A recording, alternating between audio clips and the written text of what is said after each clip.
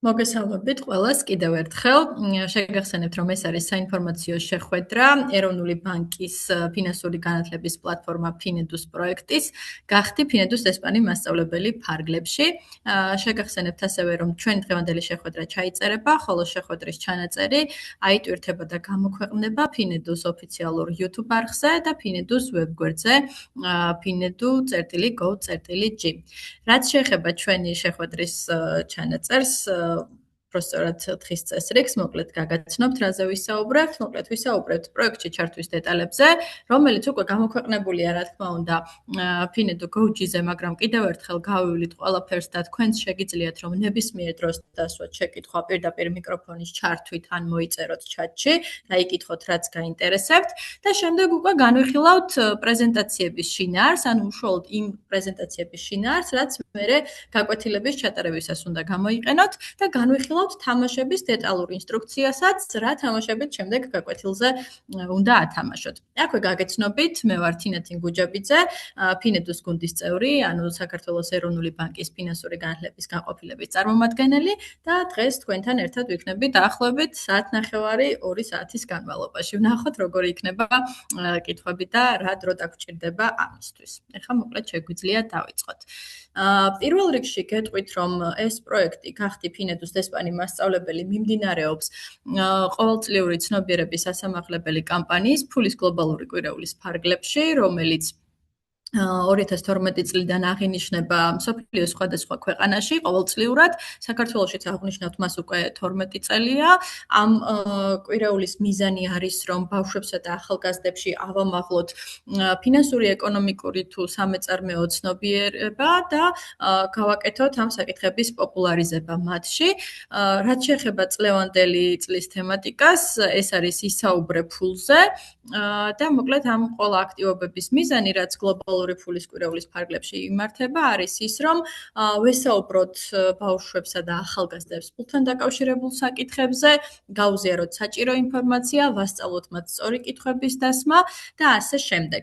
იცით, რომ არაერთი აქტივობა ტარდება ფულის გლობალური კვირეულის ფარგლებში, ერთ-ერთი მათგანი არის მოიწვია Finedu კლასში, სადაც Finedus-სა და მისი პარტნიორი ორგანიზაციების წარმომადგენლები მიდიან როგორც Finedus ესპანები და ატარებენ გაკვეთილს, ასევე თამაშებსაც და მიაქვთ ჩვენი მასალები, ასევე გვქონდა ნახატების კონკურსი, ამ ეტაპზე მიმდინარეობს კომიქსების კონკურსი და ესე ვთქვათ, გახდი Finedus ესპანი მასწავლებელიც არის გაგრძელება ამ კამპანიის ფარგლებში მიმდინარე აქტივობებისა და ეს ალბათ ეს შემოთავაზება უფრო დაინტერესებს იმათ, ვინც ვერ მოახერხა მოიწვია Finedu კლასში პროექტზე რეგისტრაცია, ან მოახერხეთ, მაგრამ ჩვენი რესურსების გამო ვერ ვახერხებთ ჩამოსვლას, ამიტომ ეს არის ესე ვთქვათ შანსი მასწავლებლებისთვის თქვენ თვითონ გახდეთ Finedus ესპანები და ის გაკვეთილი, რასაც ჩვენ Finedus წარმომადგენლები ვუტარებთ ბავშვებს, თქვენ თავად ჩაუტაროთ და ზუსტად აი ამ გაკვეთილის შინაარსზე და თამაშების სტრუქტურაზე ვისაუბრებთ და გეტყვით რა და როგორ გააკეთოთ მოკლედ ყველაფერი. რა თქმა უნდა, შეზღუდული არ ხართ, შეიძლება თქვენთან ჩამოვდიოდეთ როგორც Finedus ესპანი, მაგრამ თქვენც მიიღოთ ესპანად მონაწილეობა და უკვე სხვა კლასში ჩაატაროთ ეს აქტივობები და არა იმ კლასში, სადაც ჩვენ ვიყავით, იმიტომ რომ ზუსტად იგივე, ანუ ტექსტი, პრეზენტაციები და თამაშები არის იგივე, რასაც მოიწვია Finedu კლასში ფარგლებში ვაკეთებთ. ეხლა უშუალოდ პროექტზე, რას გულისხმობს ჩვენი პროექტი. პირველ რიგში გეტყვით იმას, რომ მონაწილეობის მიღება შეგიძლიათ საჯარო და კერძო სკოლის ნებისმიერ მოქმედ მასწავლებელს, ნებისმიერი საგნის და თვითონ ჩვენი ეს პროექტი გულისხმობს 3 ნაბიჯს და ამ 3 ნაბიჯს მერე ცალ-ცალკე ჩაშლილად დეტალურად გავივლით. პირველი არის ის, რომ ჩაატაროთ მინიმუმ 1 შეხვედრა დღეიდან, დღეს ალბათ უკვე ვეღარ მოასწრებთ და ხვალიდან 15 მაისის ჩათვლით.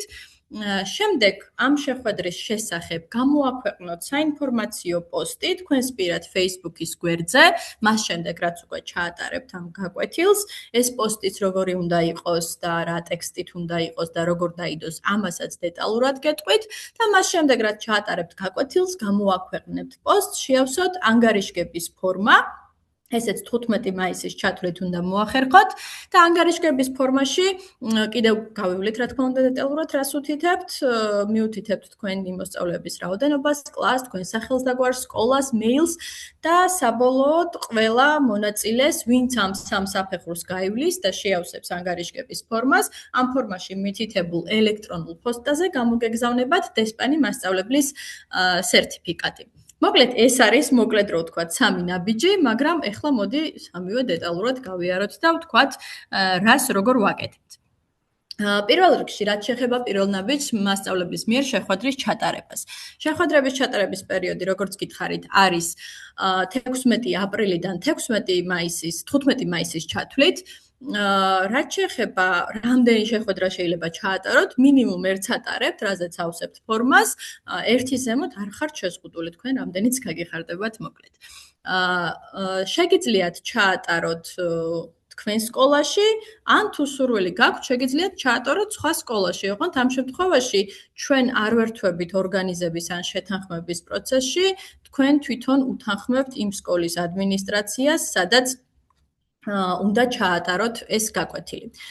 კითხვა არის, ხო, თეა გვეკითხება, მოკლედ, თუ სხვადასხვა კლასში თუ ჩაატარებთ, მაგალითად, სამ კლასში სამივეს ინფორმაცია უნდა განვათავსოთ. ერთი პოსტით საკმარისი არის, მერე ანგარიშგების ფორმაში სამივე კლასის გაერთიანებულ ინფორმაციას მიუთითებთ, მაგრამ სურვილი თუ გექნებათ, შეგიძლიათ სამი ცალ-ცალკე პოსტი დადოთ, ან შეგიძლიათ ერთ პოსტში დაწეროთ, რომელი სკოლის რომელ კლასებში ჩაატარეთ ეს გაკვეთილი. ამაზე არ ხართ შეზღუდული. თავარია ერთი პოსტი იყოს, რომელშიც თუ გნებავთ გაერთიანეთ ყველა კლასის ინფორმაცია, თუ გნებავთ ყველა კლასზე ცალ-ცალკე პოსტი დადეთ, მაგრამ ბოლოს ერთიანად შეავსეთ ანგარიშგების ფორმა და იქ ჯამურად მიუთითეთ მოსწავლეების რაოდენობა და თქვენი პოსტის ბმულიც, რომ მერე გავიგოთ ამის ამსახველი, ესე ვთქვათ, ფოტოები ვნახოთ. ხო, ეხლა როგორ ვატარებთ? დაყოფილი გვაქვს მასალები და თამაშები ორ ასაკობრივ კატეგორიად, მე-5, მე-6-ისთვის, ან მე-7, მე-12-ისთვის. შესაბამისად, შეგიძლიათ რომელიმე ამ კატეგორიიდან ჩაატაროთ, ან ორივეს ჩაატაროთ, დაბალ კლასებშიც, მაღალ კლასებშიც. რაც შეეხება კლასების გაერთიანებას, განსაკუთრებით მცირე კონტინგენტიანი სკოლების შემთხვევაში, როდესაც არ არის, ვთქვათ, ბევრი მოსწავლე თითოეულ კლასში, შეგიძლიათ, რომ აი ამ ერთ კატეგორიაში რამდენიმე ახლოს მყოფი კლასის გაერთიანოთ, ანუ ასაკობრივად ახლოს მყოფი, მაგალითად მე-5, მე-6 რო გაერთიანოთ, ან პარალელები გაერთიანოთ, ან მე-7-დან მე-12 კატეგორიაში გაერთიანოთ, მაგალითად მე-7, მე-8 და მე-9, ან მე-8 და მე-9, მაგალითად ახლა მე-7 და მე-11 რო გაერთიანოთ, ძალიან დიდი ასაკობრივი სხვაობა იქნება. ამიტომ ერთი კატეგორიის შიგნით შეგიძლიათ გაერთიანოთ კლასები, უბრალოდ ეცადეთ, რომ ახლოს იყვნენ ასაკობრივად ეს კლასები ერთმანეთთან, იმიტომ რომ მერე თამაშების დინამიკაც და პრეზენტაციაც სხვადასხვანაირად მიდის. რაც შეეხება რამდენი მოსწავლე შეიძლება გავაერთიანოთ ერთ გაკვეთილზე, მინიმუმ ალბათ 8, რადგან 4 ჯგუფად ყოფთ თითოეულ შემთხვევაში და მინიმუმ 2 ბავშვი მაინც რო იყოს თითოეულ ჯგუფში, ანუ წყვილებში რო იმუშაონ და მაქსიმუმ ალბათ 30, რადგან 30-ზე მეტი ბავშვის შემთხვევაში უბრალოდ ძალიან დიდი ძალისხმევა დაგჭირდებათ და უფრო მეტად ქაოტური იქნება ეს პროცესი. ხო, თუ რაღაცა ისეთი სკოლა არის გამრავლისის სახით, სადაც აი არ გროვდება ფიზიკურად 8 ბავშვზე მეტი, რა თქმა უნდა, ნაკლებთანაც შეგიძლიათ ჩაატაროთ, მაგრამ 8-30 ალბათ არის ეს რეკომენდებული შუალედი, რომლის ფარგლებში შეგიძლიათ ან ერთ კლასში, ან ესე გაერთიანებულ კლასებში რო ჩაატაროთ ეს გაკვეთილი. გაკვეთილს ატარებთ ჩვენი მასალების მიხედვით და ეხლა რა არის ეს ჩვენი მასალები, რომლებიც უკვე ატვირთულია ფინედუზე და შეგიძლიათ რომ პირდაპირ ნახოთ. პრინციპში მე აქვე პირობებში არის ლინკი და შემიძლია რომ აქვე ჩაგიგდოთ ეს ლინკი და თან პარალელურად დაათვალიეროთ, თუ გნებავთ. აი ამ ბმულზე არის და რას მოიცავს ახლა ჩვენი მასალა. მოკლედ, გაკვეთილის ფორმატი ორივე ასაკობრივ კატეგორიაში არის შემდეგი. არის ინტერაქტიული ლექცია, რომელიც მოცემულია პრეზენტაციის სახით, ანუ PowerPoint-ი, სლაიდების სახით და მოცემული გაქვთ ამ გაკვეთილზე სასაუბრო ტექსტიც, ანუ ზუსტად რომელ სლაიდზე რას საუბრობთ, რა კითხვას ვამთ, რა პასუხებს სცემთ, ეს ყველაფერი დეტალურად არის მოცემული. რა თქმა უნდა, შეგიძლიათ რომ სიტყვასიტყვით არ მიყვეთ ამ ტექსტს, თქვენი ინტერპრეტაციები შეგიძლიათ, თუმცა დამხმარეთ გამოგადგებათ და გაკვეთილის მეორე ნაწილი უკვე არის თამაში, რომლის ფარგლებშიც გექნებათ ამოსაბეჭდი ბარათები. ეს ბარათებიც მზად არის ელექტრონული სახით, უბრალოდ თქვენ მოგიწევთ, რომ ფიზიკურად ამობეჭდოთ და გამოჭრათ ზოგიერთ შემთხვევაში. ეს თამაშები როგორ ათამაშოთ, ამის ინსტრუქციაც დეტალურად მოცემული არის გაკვეთილის მასალებში. თუმცა ჩვენ აქაც გავივლით მოკლედ და გზაში რა კითხვებიც გექნებათ, მაგასაც განვიხილავთ. ეხლა როგორ არის დაყოფილი თვითონ შინაარსობრივად ეს თამაშები და პრეზენტაციებიც? მოკლედ, მე-5 მე-6 კლასისთვის გვაქვს ერთი საგაკვეთილო საათი, ანუ 45 წუთი საშუალოდ, თუ სადმე უფრო პატარა გაკვეთილებია რაღაც და მიზეზების გამო, ალბათ 35 წუთში რთული იქნება, საშუალოდ 45 წუთი გავთვალოთ დაბალი ასაკობრივი კატეგორიისთვის. საიდანაც 15 წუთი იქნება პრეზენტაციისთვის და 30 წუთი იქნება თამაშისთვის, რომელიც არის ფინანსური ტერმინების ბინგო, ვინც გასულ წელს იყავით ჩართული, იგივე თამაშია, უბრალოდ რამდენიმე ტერმინი შევცვალეთ და გადავანაცვლეთ, რაღაცეები ჩავამატეთ, ამიტომ ახალი ბარათები დაგჭირდებათ. ხოლო მე-7 მე-12 კლასისთვის უკვე ორი საგაკვეთილო საათი გვაქვს დათმობილი, საიდანაც 30 წუთი არის პრეზენტაცია, 15 წუთი ეთმობა თამაშ ლარის ისტორია და 45 წუთი თამაშს გამოიცანი სიტყვა. აქაც თუ ნაკლები საგაკვეთილო დრო არის, სადღაც 40 წუთი ან 35 წუთი, არ არის პრობლემა, აი ბოლო თამაშს მოაკლებთ. მოკლედ, აქ ორ საგაკვეთილო საათზე მეტი არ დაგჭირდებათ მაღალ ასაკობრივ კატეგორიაში. ეხლა მინდა რომ მთელი ეკრანი გაგიზიაროთ და ის ბმულიც გაჩვენოთ, სადაც გქონდა ჩვენ თამაშები. მოკლედ, აი ეს ბმული ჩაგიგდეთ.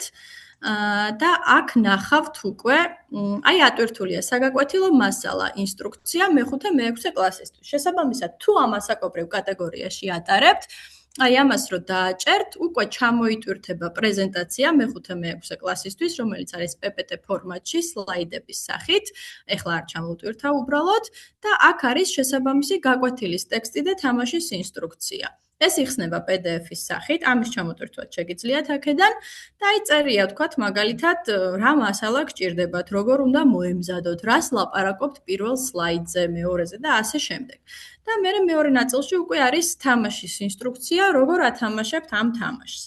და ანალოგიურად გვაქვს Просто აი აქ არასწორად მიწერია და გავასწორებ, ეს არის მე-7 მე-12 კლასის საგაკვეთილო მასალა და ინსტრუქცია, თუმცა ფაილებს სახელი სწორად ქვია.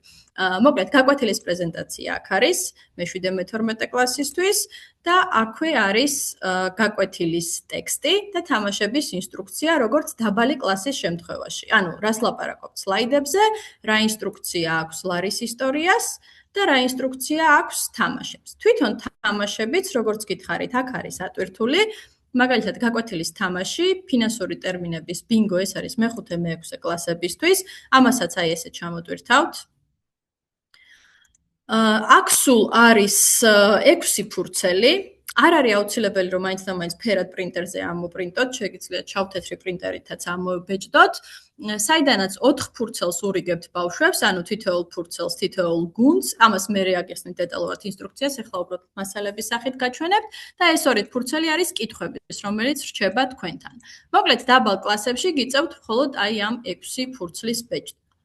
ეხლა რაც შეეხება მაღალი კლასების ინსტრუქციას, აქ გვაქვს ლარის ისტორიის ბარათები, სადაც ხედავთ ორი ვერსია, საბეჭდი ვერსია და საკითხავი ვერსია. საბეჭდი ვერსია უბრალოდ ამოყირავებულია ბარათი და ონლაინ წაკითხვა რო შეძლოთ, ამიტომ გვაქვს საკითხავი ვერსიაც. ეხლა გავხსნი საბეჭდ ვერსიას. აი აქ არის, მოკლედ ეს ბარათები. ამ შემთხვევაში გაქვთ 14 გვერდი. დაბეჭდავთ ჩვეულებრივ თაბახის ფურცლებზე და გადაკეცავთ თითოეულ ბარათს აი შუაში ხაზზე და რო გადაკეცავთ ერთ მხარეს იქნება წელი და მეორე მხარეს იქნება ისტორია, ანუ რა მოხდა იმ წელს და ამას როგორ თამაშობენ, ამასაც გაჩვენებთ. თუმცა, რადგან საბეჭდ ვერსიაში ამოყირავებულია, იმიტომ რომ უნდა გადაკეცოთ, ამიტომ ონლაინ წაკითხვა რომ მოგინდეთ, გვაქვს ჩვეულებრივი სტანდარტული ვერსია, რომ აი რა მოხდა 91 წელს, რა მოხდა შემდეგ 92 წელს და ასე შემდეგ. ეს არის ერთი თამაში, რასაც ვათამაშებთ და მაღალ კლასებში გვაქვს ასევე თამაში გამოიცანი სიტყვა, ვინც მოკლედ ჩარშან იყავით ჩართული, ეს გამოიცანი სიტყვა ახალია და არ გქონია. და აქაც გვაქვს ბარათები. ამ შემთხვევაში გვაქვს სულ 30 ბარათი, მაგრამ შეგიძლიათ რომ თითო თაბახზე თითო ბარათი არ დაბეჭდოთ, არამედ შემდეგნაირად დაბეჭდოთ. აი გადმოტვირთავთ, მაგალითად ეხლა მე დესკტოპზე შევინახავ და თან გაჩვენებთ. თამაში გამოიცანი სიტყვა. აი აქ მაქვს გამოიცანი სიტყვა. როცა გახსნით და ბეჭდვაზე გაუშვებთ, Ctrl+P-ს დააჭერთ. აი multiples დააჭერთ ბეჭდვის ამბავში. და უკვე ნახეთ, ერთ გვერდზე დაიბეჭდება 4 ბარათი, ანუ ამ კომბინაციით შეგიძლიათ, რომ სულ 8 ფურცელი დაიბეჭდოს და შემდეგ უკვე გამოჭრით ბარათებს ამ ფურცლიდან. მოკლედ, ერთ ფურცელზე 4 ბარათს თუ დაბეჭდავთ და ამობეჭდავთ, ჩვეულებრივ წაკითხვადი ფორმატია გატესტილი. ანუ შეგიძლიათ, რა თქმა უნდა, ერთ ფურცელზე ერთი დაბეჭდოთ, მაგრამ ძალიან დიდი ბარათი იქნება და არ არის საჭირო და ნუ ფურცელით შეგიძლიათ, რომ დაზოგოთ ასეთნაირად. უბრალოდ ამ შემთხვევაში გამოჭრა მოგიწევთ მე ამ ბარათების, რომ თითო ბარათი უნდა იყოს. მოკლედ, აქ არის ყველა ეს მასალა, რაც გვაქვს მაღალი კლასებისთვის, მათ შორის აქ გავასწორებ სახელს, რომ მე-17 ეწეროს, მაგრამ ეს არის მე-17 კლასის პრეზენტაცია, ტექსტი და ინსტრუქცია და ორივე თამაში. და ეხლა შეგვიძლია, რომ შემდეგ ნაწილზე გადავიდეთ ისევ პრეზენტაციას გადავაშიარებ. მანამდე ხო არ გაქვთ კითხვა რომელიმეს, სანამ დავაბრუნებ პრეზენტაციას, ვისარგებლებ და გკითხოთ. აი, ერთი კითხვა არის შემოსული, ერთი წამით. გასულ წელს რომ ვიყავი ფინედუს დესპანი მასწავლებელი, წელს თუ შემიძლია მონაწილეობა და მეორე კითხვა, ერთი სკოლიდან 2 მასწავლებელს თუ შეუძლია მონაწილეობის მიღება ერთდროულად სხვადასხვა საფეხურზე. ინდირა კი, ორივე შემთხვევაში არ გზღუდავთ, მოკლედ ჩარშან თუ იყავით წელსაც შეგიძლიათ რომ იყოთ და არც მასწავლებლების რაოდენობა არ არის შეზღუდული ერთი სკოლიდან. მოკლედ ერთი სკოლიდან თავისუფლად შეიძლება რამდენიმე მასწავლებელმაც რომ მიიღოს მონაწილეობა. სკოლაში როდის მოვლენ დაახლოებით ნათია კითხულობს და ამ პროექტში ჩვენ არ მოვდივართ სკოლაში და თუ მოიწვია ფინედუ კლასში ფარგლებში კითხულობთ, მიმდინარე კვირაში და მომდევნო კვირაშიც უკავშირდებიან დესპანები მასწავლებლებს და თან ხვდებით ორივე მხარისთვის მისაღებ დროზე, როდის მოდის ჩვენთან დესპანი ოღონდ კიდევ ერთხელ ვიტყვი, რომ ეს არის სხვა პროექტის ფარგლებში მოიწვია ფინედუ კლასში, სადაც ჩვენი დესპანები მოდიან.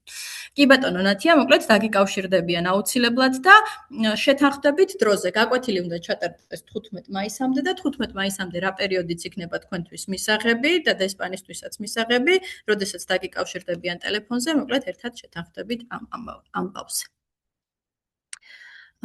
კარგით, კიდევ ვნახოთ რაიმე კითხვა ხო არ არის? არა.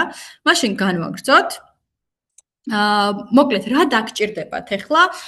როგორც გითხარით, სლაიდები გვაქვს, ამიტომ კარგი იქნება, სასურველია, მაგრამ არ არის აუცილებელი, რომ გქონდეთ სკოლაში პროექტორი ან ჭკვიანი ეკრანი და კომპიუტერი, რომ სლაიდები გაუშვათ.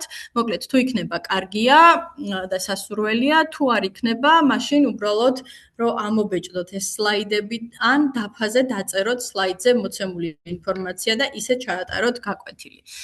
რაც შეეხება პრინტერი, ეს აუცილებლად დაგჭირდებათ, იმიტომ რომ თამაშების ბარათები უნდა ამობეჭდოთ და კარგია, კი არა და საჭიროა რომ დაფა და ცარციან მარკერი გქონდეთ, იმიტომ რომ რაღაც თამაში ქულების დაწერა დაგჭირდებათ ამ დაფაზე.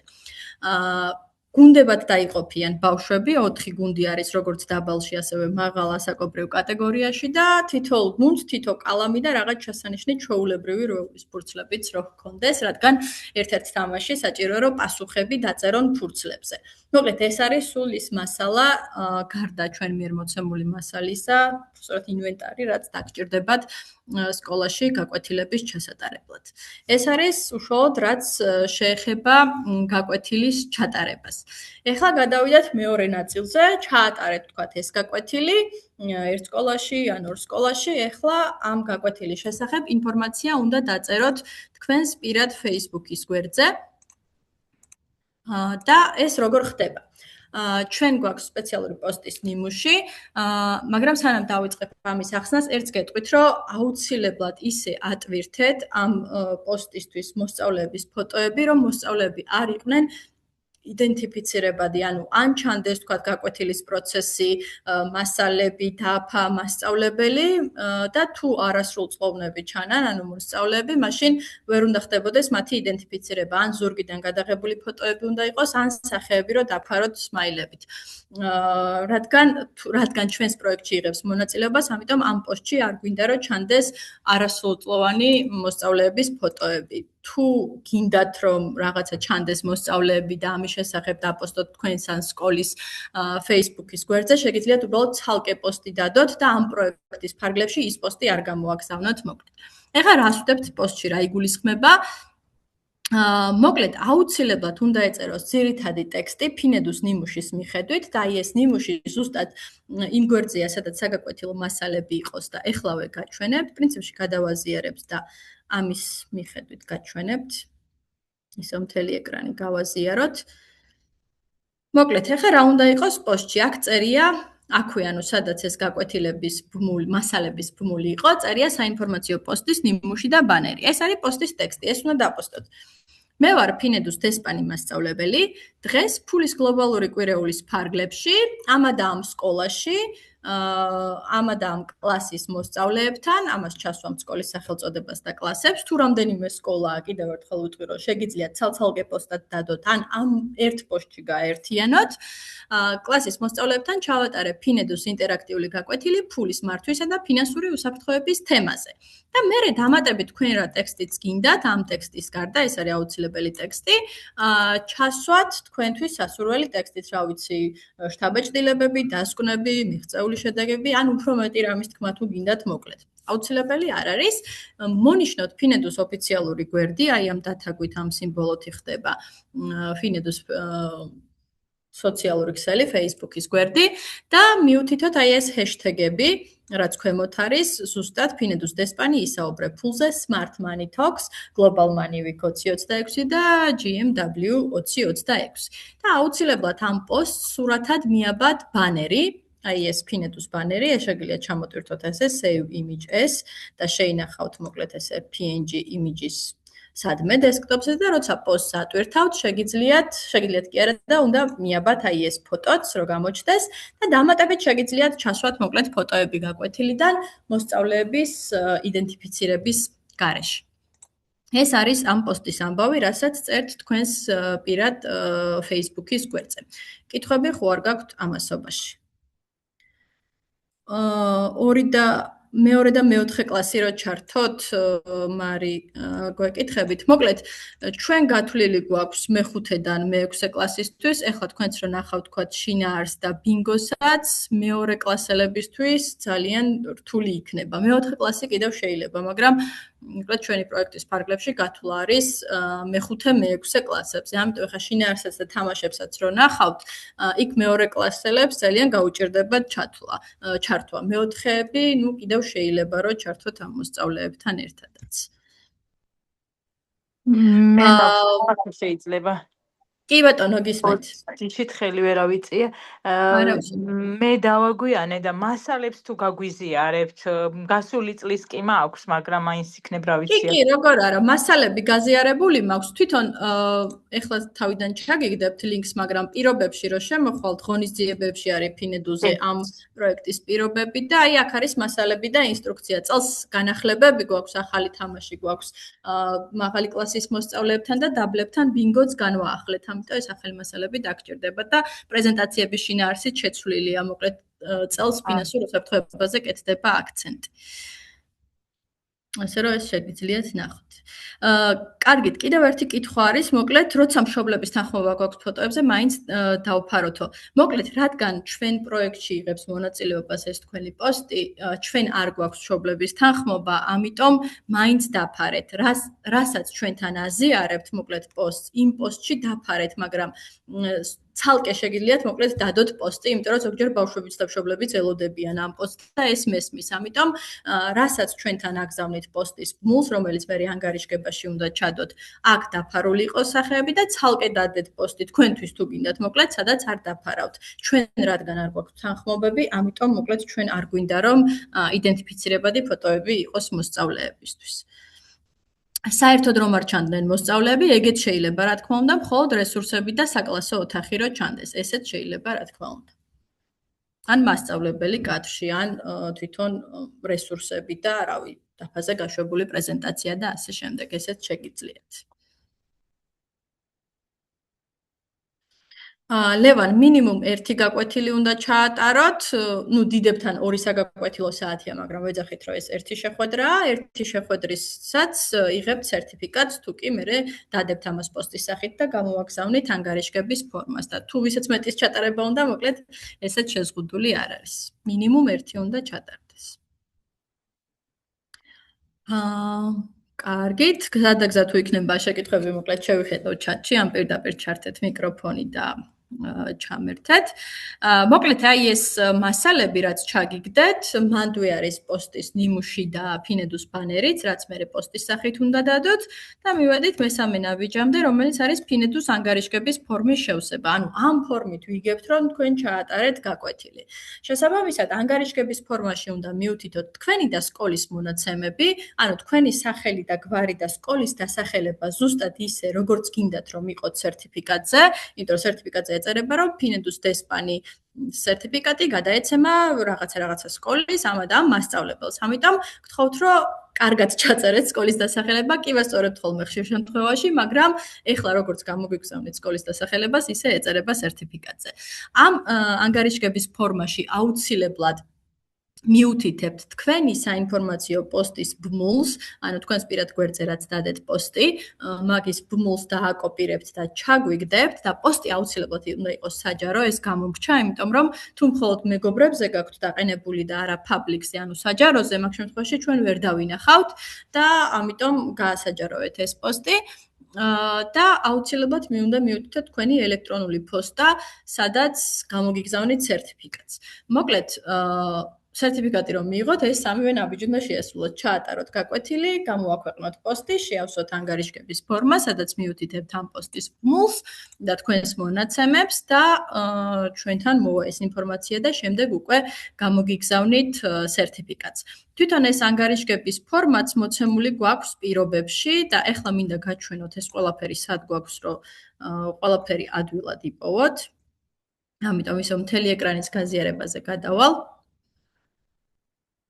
მოკლედ, აი ფინედუს გვერდზევე რო შეხვალთ, პირდაპირ აი სლაიდერზე პირველივეზე მოცემულია გახდი ფინედუს დესპანი მასწავლებელი, სადაც ეხლა რაც ვისაუბრე პრინციპში, ყველა ეს პირობა წერია.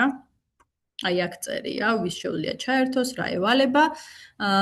აქ იპოვით საგაკვეთილო მასალების და პოსტის ნიმუშს, აი ნახვას რო დააჭერთ, გადაგიყვანთ პირდაპირ, სადაც გაკვეთილის მასალები და პოსტის ნიმუში არის თავის ბანერიანად. და ასევე გადაგიყვანთ ანგარიშგების ფორმის ბმულზე, აი რო დააწვევით. გამოდის უკვე ფინედუს დესპანი მასწავლებლების ანგარიშგების ფორმა. სადაც ავსებთ თქვენ სახელ და გვარს, შეავსებთ სკოლის დასახელებას. თუ მაგალითად სხვა სკოლაში ჩაატარეთ და არა თქვენ სკოლაში, მიუთითებთ იმ სხვა სკოლის დასახელებასაც. თუ ისო თქვენ სკოლაში ჩაატარეთ, განმეორებით ჩაწერთ აქ. მოკლედ, ეს პირველი გვჭირდება იმისთვის, რომ სერტიფიკატზე ეწეროს ამ და ამ სკოლის მასწავლებელს და მეორე სკოლა, თუ სხვა სკოლაში ჩაატარეთ და განსხვავებულია, უბრალოდ ვიცოდეთ, რომელ სკოლაში ჩატარდა ამ მიზნებისთვის. მიუთითებთ იმ ქალაქს, დაბას ან სოფლის სახელს, სადაც მდებარეობს სკოლა, სადაც ჩაატარეთ გაკვეთილი და აქედან აირჩევთ უკვე რეგიონს მუნიციპალიტეტების მიხედვით, სადაც მდებარეობს სკოლა. ეს მოკლედ ჩვენ გვჭირდება სტატისტიკური ინფორმაციისთვის, რომ მე ვნახოთ, რომელი რეგიონები მოვიცავით და რამდენ ბავშვთან ჩატარდა. შესაბამისად, მიუთითებთ ჯამურად რამდენ შეხვედრასაც ჩაატარებთ, 1 იქნება თუ 2 თუ მეტი. ჯამურად რამდენი მოსწავლე დაგესწროთ, ნუ დაახლოებით ახლა პლუს-მინუს 2-3-ს არ აუშავს და აქ უკვე აკოპირებთ აი თქვენი Facebook პოსტის ბმულს, თქვენი პირადი Facebook გვერდიდან, როგორც გითხარით, პოსტი საჯაროზე უნდა იყოს ეს კონკრეტული პოსტი. მე აქ მიუთითებთ უკვე თქვენი ელექტრონული პოსტის მისამართს, სადაც უნდა გამოგიგზავნოთ სერტიფიკატი. ეს არის ინფორმაცია პერსონალური მონაცემების შესახებ, რაც გულისხმობს იმას, რომ თქვენ გვიზიარებთ თქვენს სახელს, გვარს, სკოლის დასახელებას, ელექტრონული პოსტის მისამართს და რომ გაეცანით ამ პერსონალური მონაცემების გადმოცემას. მეორეც არის, რომ ამ პერსონალური ინფორმაციას აზიარებთ Google-ის პლატფორმაზე, ამასაც მონიშნავთ, submit ღილაკს დააჭერთ და მოკლედ ჩვენთან მოვა ეს ინფორმაცია და ჩვენ უკვე გვეცოდინება, ვის უნდა გაუგზავნოთ სერტიფიკატი და აი ამ ფორმაში მოცემულ მეილებზე გამოგეგზავნებათ თქვენი ელექტრონული სერტიფიკატი. ეტაპობრივად, მოკლედ პოსტის შევსებიდან. მოკლედ, თუ არის შესაძლებელი, რომ ორმა მასწავლებელმა ერთად ჩავატაროთ, მაგალითად ერთმა ისაუბროს და მეორემ თამაში წარმართოს, ეგეც შეგიძლიათ, მოკლედ, რო შეავსოთ და მაშინ შეგიძლიათ, რომ მიუთითოთ იმ ფორმაში, რომ ორი მასწავლებელი ატარებდა ამ გაკვეთილს. ანუ დუბლირებულად არ შეავსოთ ცალ-ცალკე, რომ მოსწავლეების შედეგები ხელოვნურად არ გაიზარდოს, ესე ვთქვათ, რაოდენობები, უბრალოდ იმ ფორმაში მიუთითებთ ორ სახელ და გვარს, ანუ ესა და ეს მასწავლებელი, ესა და ეს მასწავლებელი და ორივეს გადმოგეცემათ მოკლედ სერტიფიკატი. კარგით, ეს არის მოკლედ ტექნიკური ნაწილი. კითხვები თუ გექნებათ, შეგიძლიათ რომ ნებისმიერ დროს მოგწეროთ Finedu-s ოფიციალურ მეილზე info@finedu.gov.g ან Finedu-s Facebook-ის მესენჯერის საშუალებით და გიპასუხებთ აუცილებლად. მოკლედ, ტექნიკური ნაწილი ეს არის. ახლა უკვე შინაარსობრივ ნაწილზე უნდა გადავიდეთ, რა გაკვეთილს უტარებთ ამ ბავშვებს და კითხვები ხო არ გაქვთ მანამდე, სანამ შინაარსობრივ ნაწილზე გადავიდოთ.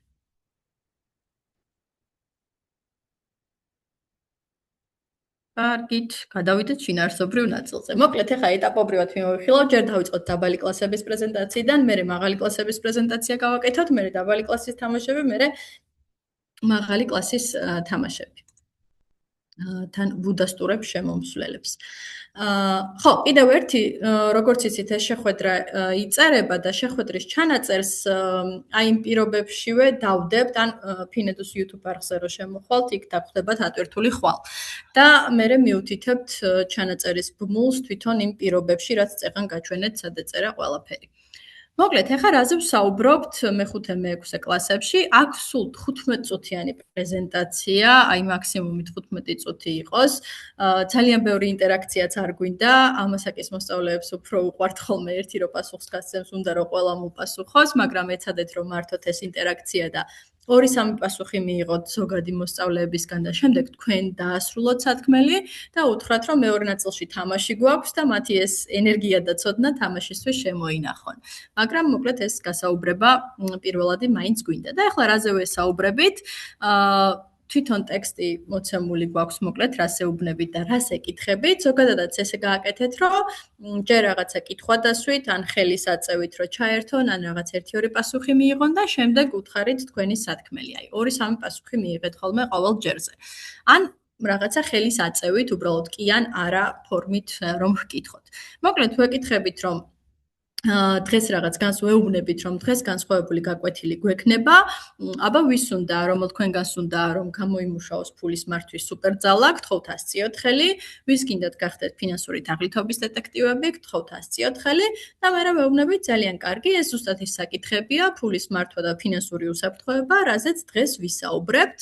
ვეუბნებით, რომ ფულზე საუბარი ძალიან მნიშვნელოვანია, რადგან როცა ერთმანეთში ან მეგობრებთან, ან მშობლებთან, ან თუნდაც მასწავლებელთან ვსაუბრობთ ფულზე და ფულის მართვასთან დაკავშირებულ საკითხებზე, ჩვენ უფრო მეტ ცოდნას ვიღებთ, ვსწავლობთ როგორ მართვათ ეს ფული ჭკვიანურად, ერთმანეთს გამოცდილებას ვუზიარებთ, ერთმანეთის შეცდომებზე ვსწავლობთ და შემდეგ თავს ვიცავთ შეცდომებისგან და ფულზე საუბარი იმდენად მნიშვნელოვანია, რომ ფულის გლობალური კვირეულიც არსებობს, რომელსაც მთელ მსოფლიოში აღნიშნავენ და მისი მთავარი სათქმელი არის ზუსტად ისაუბრე ფულზე და ჩვენი ეს შეხვედრაც ზუსტად ფულის გლობალური კვირეულის ფარგლებში ხდება. და შემდეგ ვეუბნებით, რომ ფულზე რატო ვსაუბრობთ, ხო? იმიტომ რომ ფული არის რაღაც ჩვენი ყოველდღიურობის ნაწილი და ხშირად ვსვამთ ესეთ კითხვას, რომ მაგალითად აი ფული საიდან შეიძლება ხო მოხდეს მოსწავლეებთან, შეიძლება მშობლები აძლევდნენ რაღაც ყოველკვირეულად სახარჯავ ჯიბის ფულს, შეიძლება ნათესავებმა ან ოჯახის წევრებმა აჩუქონ ფული, შეიძლება თვითონ გამოიმუშაონ, დასაქმებულები იყვნენ, ან რაღაც კონკურსში გაიმარჯვონ, მაგალითად Finedu-s კონკურსებში და ფულადი პრიზები მიიღონ. მოკლედ, ფული ამა თუ იმ გზით მაინც ჩნდება მოსწავლეებთან, იქნება ეს რაღაცა სახარჯავი ფული, ნაჩუქარი ფული, გამომუშავებული ფული, რაღაც ჯილდოს ან პრიზის სახით მიღებული ფული თუ რაღაც დახმარების სახით მიღებული ფული. ყველაფერი ეს შეიძლება აღვიქვათ როგორც შემოსავალი, ამიტომ ყოველდღიურად მე გვიწევს ფიქრი, რომ აი მაგალითად რამდენი ფული მაქვს, ეს ფული ახლა დავხარჯო თუ შევინახო, ეს ნივთი ვიყიდო თუ ის ნივთი ვიყიდო და ყველაზე მთავარი კითხვა ფულის მართვის დროს არის, რომ რაღაცას რო ყიდულობ, ან მინდა რომ ვიყიდო, ეს რაღაცა მინდა თუ მჭირდება. და მე ვეუბნებით, რომ აი ახლა მე გასწავლი სამ ნაბიჯს, როგორ მართვა ის ფული, რაც შენს ხელში ხვდება, ჭკვიანურად, იმიტომ რომ ახლა შენს ხელში რაღაც შეიძლება გარკვეული რაოდენობის ცოტა ფული ხდებოდეს, მაგრამ რაც უფრო მეტად იზრდები, ეს ფინანსური გადაწყვეტილებებიც, კითხვებიც თუ დილემებიც უფრო მეტად იმატებს. შენი შემოსავალიც მოიმატებს, მაგრამ გადაწყვეტილებებიც მოიმატებს და ამიტომ მნიშვნელოვანია, რომ შენ ეხლავე პატარა ასაკიდანვე ისწავლო ფულის სწორად მართვა და ფულზე საუბარი არ არის რაღაცა უხერხული, პირიქით ძალიან კარგია, იმიტომ რომ ჩვენ აი ესეთ რაღაცებს ვსწავლობთ. და პირველი ნაბიჯი არის ის, რომ განვასხვაო რაღაცა სურვილია თუ საჭიროება და ვუხსნით რა არის საჭიროება, რა არის სურვილი. ვეუბნებით, რომ საჭიროება ყველაფერი ისაა, რაც აუცილებელია რომ გქონდეს და მნიშვნელოვანი. და ვეკითხებით, მაგალითად, რა შეიძლება იყოს ეს? მივიღოთ რამდენიმე პასუხი, თუ არ გვიპასუხეს, ან ჩვენ თვითონ შევავსოთ, რომ საჭიროება არის ყველაფერი აუცილებლობა, მაგალითად, საკვები, საცხოვრებელი, ტანსაცმელი, განათლება, წამალი და ასე შემდეგ. ანუ რაც აუცილებელია უბრალოდ იმისთვის, რომ ნორმალურად ვიცხოვროთ. აი, სურვილი არის ყველაფერი ის, რაც კარგია რომ გქონდეს, ან გვინდა რომ გქონდეს, მაგრამ ესე სასიცოცხლოდ აუცილებელი არ არის. და ვეკითხებით, რომ აი რა შეიძლება იყოს და ხო, რავი, სასუსნავი, გართობა, მოგზაურობა, ძვირადღირებული სამოსი, უახლესი მოდელის ტექნიკა და ასე შემდეგ, ყველაფერი შეიძლება ვთქვათ, რომ ჩვენი სურვილებია, რომლის გარეშეც ვიცხოვრობდით, მაგრამ ჩვენ ძალიან გვინდა და გვახალისებს. ამიტომ ჩვენ არ ვამბობთ იმას, რომ მაგალითად ფული მარტო საჭიროებებზე უნდა დავხარჯოთ თუ მარტო სურვილებზე. ესეც შეგვიძლია ვკითხოთ და მე უთხრათ, რომ რა თქმა უნდა, მხოლოდ სურვილებზე არ უნდა დავხარჯოთ, რადგან მაშინ ვერ ვიცხოვრებთ ნორმალურად, იმიტომ რომ საჭიროებებს ვერ ავისრულებთ. ამიტომ ჩვენი მიზანია, რომ უფრო მეტი ვხარჯოთ საჭიროებებზე, მაგრამ ისე გადავანაწილოთ ეს ფული, რომ სურვილების ასასრულებლადაც გვეყოს. და მე უკვე გადავდივართ მეორე ნაბიჯზე, რომ ყველაფერი კი არ უნდა დავხარჯოთ, თუნდაც საჭიროებებზე ან სურვილებზე, ჩვენი იმ შემოსავლის ნაწილი დავზოგოთ, ანუ შევინახოთ, დავაგროვოთ მომავლისთვის, რომ მომავალში რაღაც უფრო დიდი ვიყიდოთ და უფრო მეტი სურვილი ავისრულოთ. მაგალითად, ჩვენი ფინანსური მიზნები, რომელიც შეიძლება იყოს, რავი, თუნდაც ახალი ტელეფონი, თუნდაც განათლების მიღება, მოგზაურობა, რაღაც სასურველი ნივთის ყიდვა, არ ვიცი. რისთვისაც უფრო მეტი ფული გვჭირდება, ამიტომ კარგი იქნება თუ ჩვენი შემოსავლიდან, მაგალითად, დღეს რო 10 ლარი გაგვიჩნდა, ამ 10 ლარიდან ყველაფერი არ დავხარჯოთ, არამედ 2 ლარი შევინახოთ და მერე დავამატოთ კიდევ თანხა, ანუ დავზოგოთ. ეს არის დაზოგვა და მომავალში ფინანსური მიზნების მისაღწევად გამოვიყენოთ ეს დაგროვებული ფული. ასევე დანაზოგი შეიძლება გამოვიყენოთ იმაში, რომ მზად ვიყოთ რაღაც გაუთვალისწინებელი მოვლენებისთვის, რომელიც ფინანსურ ხარჯებს იწვევენ. ეხლა მოსწავლისთვის რა შეიძლება იყოს, ხო? ესეთი მაგალითად, არ ვიცი, დაკარგა რვეული და სკოლაში სჭირდება ეს რვეული, ხო? ამიტომ ეს მოულოდნელი ფინანსური ხარჯია, რაც მანამდე არ ქონდა, თუ ამისთვის გადადებული აქვს თანხა, მას შეუძლია ეს იყიდოს. ან პირიქით რაღაც კარგი მოხდა, მაგალითად, არ ვიცი, გამოვიდა ჩემი საყვარელი ვიდეო თამაში და თუ მე მაქვს ფული ამისთვის გადადებული, შემიძლია რომ ვიყიდო და ეს სურვილიც ავისრულო. მოკლედ, ესე შენახული ფული გვეხმარება იმაში, რომ უფრო დიდ მიზნებს მივაღწიოთ, ვიდრე მაგალითად ჩვენი ყოველდღიური პატარ-პატარა სურვილები. მე ვესაუბრებთ იმაზე, რომ კარგი, მე კი უნდა შევინახო მაგალითად ყოველი 10 ლარიდან 2 ლარი, მაგრამ სად შეიძლება შევინახო აი ეს გადადებული ფული, იგივე თანაზოგი, ყულაბაში თუ ბანკში. და მაგალითად ვკითხოთ, რატო შეიძლება ჯობდეს ფულის ყულაბაში შენახვა და რატომ შეიძლება სჯობდეს ფულის ბანკში შენახვა. მოვისმინოთ რამდენიმე მოსაზრება და შემდეგ ჩვენ შევაჯეროთ ესე ვთქვათ პლუს მინუსები. ყულაბა იმიტომ რომ მარტივია, მოსახერხებელია ბავშვებისთვის, ყველა შეუძლია რომ გააკეთოს, თუმცა უარყოფითი არის ის, რომ შეიძლება დაიკარგოს ან მოიპარონ, სხვა არაფერი ემატება გარდა იმ ფულისა, რასაც ჩვენ ვინახავთ და შეიძლება მარტივად შემოგვეხარჯოს. ხოლო თუ ბანკში შევინახავთ ჩვენ ფულს, ის უფრო მეტად დაცულია, ასევე ბანკში როცა ფულს ვინახავთ, ბანკი დამატებით გვირიცხავს მასზე სარგებელს და როდესაც ბანკში გვაქვს შენახული, დახარჯვის ცდუნება უფრო ნაკლებია. თუმცა ბანკში რომ გქონდეს დანაზოგი და აქ ვეუბნებით, რომ ბანკში რომ დანაზოგს ვინახავთ, ამას ქვია დეპოზიტი, იგივე ანაბარი. ამისთვის საჭიროა მშობლის ან მეუღლის თანხმობა, იმიტომ რომ არასრულწლოვანს თვითონ არ შეუძლია რომ ბანკში გახსნას დეპოზიტი, იგივე ანაბარი, ამიტომ მას მშობლის თანხმობა დასჭირდება. მოკლედ დანაზოგი შეგვიძლია ყულაბაში შევინახოთ, ან ბანკში შევინახოთ, თუ გვინდა რომ უფრო დაცული იყოს და უფრო მეტი თანხა დაგვიგროვდეს, რადგან როდესაც დანაზოგს ბანკში ვინახავთ, ბანკი მასზე უფრო მეტ ფულს გვირიცხავს, ვიდრე უფრო მეტ ფულს გვირიცხავს სარგებლის სახით და ბოლოს უფრო მეტი დანაზოგი გამოგვაქვს, ვიდრე ჩვენ თვითონ შევინახეთ, რაც ყულაბის შემთხვევაში მაგალითად არ ხდება. მაგრამ ასევე ბავშვებს იმაზე ვესაუბრებთ, რომ ბანკი მარტო ფულის შენახვის ადგილი არ არის, ბანკები სხვა ფუნქციებსაც ასრულებენ, თუმცა მოსწავლეებისთვის ყველაზე მნიშვნელოვანი ალბათ ეს სამი ფუნქცია ან მომსახურება შეიძლება იყოს, რაც ნებისმიერ მოსწავლეს შეუძლია გააკეთოს თავისი მშობლის ან კანონიერი მეურვის თანხმობით. ეს არის საბანკო ბარათი, დეპოზიტი ან ყულაბა ელექტრონული და მობილ ბანკი. საბანკო ბარათი დაეხმარება მოსწავლეებს იმაში, რომ ფული არ კონდეს ნაღდი ფულის სახით, ანუ ქეშის სახით და ბარათიდან გააკეთოს რაღაც ოპერაციები, ანუ ფული ბარათის საშუალებით განკარგოს, მაგალითად მაღაზიაში გადაიხადოს ან ინტერნეტით იყიდოს რამე, თუ ექნება ელექტრონული ყულაბა ან დეპოზიტი, შეუძლია რომ ფული ბანკში დააგროვოს, ანუ ფულის შეგროვების საშუალება და თუ ექნება მობილ ბანკი, ანუ აპლიკაცია, რომელიც საშუალებას გაძლევს, რომ შეხვიდე შენს ანგარიშებში და ტელეფონის საშუალებით მართო შენი ანგარიშები ონლაინ, გაძლევს შენი ფულის კონტროლის და მართვის საშუალებას სახლიდან გაუსვლელად და ბანკში მიუსვლელად. და ეს ყველაფერი მოსწავლეებისთვის ხელმისაწვდომი არის მშობლების თანხმობით. თუმცა აქვე უნდა გავუმახვილოთ მოსწავლეებს ყურადღება იმაზე, რომ ყველა ბანკს თავისი პირობა აქვს, ამიტომ სანამ შევარჩევდე ბანკს, აუცილებლად უნდა მოვკითხო პირობები, მაგალითად, შემთხვევაში უფასოა ხოლმე მოსწავლეებისთვის, მაგრამ მაინც უნდა ვასწავლოთ, რომ იკითხონ პირობები, რაიმე საკომისიო ხო არა აქვს, რამ ექნება გასაკეთებელი ამ პროდუქტით, რომ ვისარგებლო, ერთმანეთს შეადარონ შემოთავაზებები და ისე გააკეთონ არჩევა. შემდეგ უკვე ვეუბნებით, რომ იცით ვინ აკონტროლებს ბანკებს და აქვე ვეუბნებით, რომ ეს არის საქართველოს ეროვნული ბანკი, რომელიც არის ქვეყნის მთავარი ბანკი. ის შეგვიძლია ვნახოთ, როგორც ბანკების, განვიხილოთ, როგორც ბანკების მსაჯი, რომელიც როგორც მსაჯი უყურებს, რომ მაგალითად ფეხბურთში მოთამაშეები იცავენ თუ არა თამაშის წესებს, ასევე უყურებს ბანკებს, იცავენ თუ არა ისინი წესებს და გამართულად თუ ფუნქციონირებენ.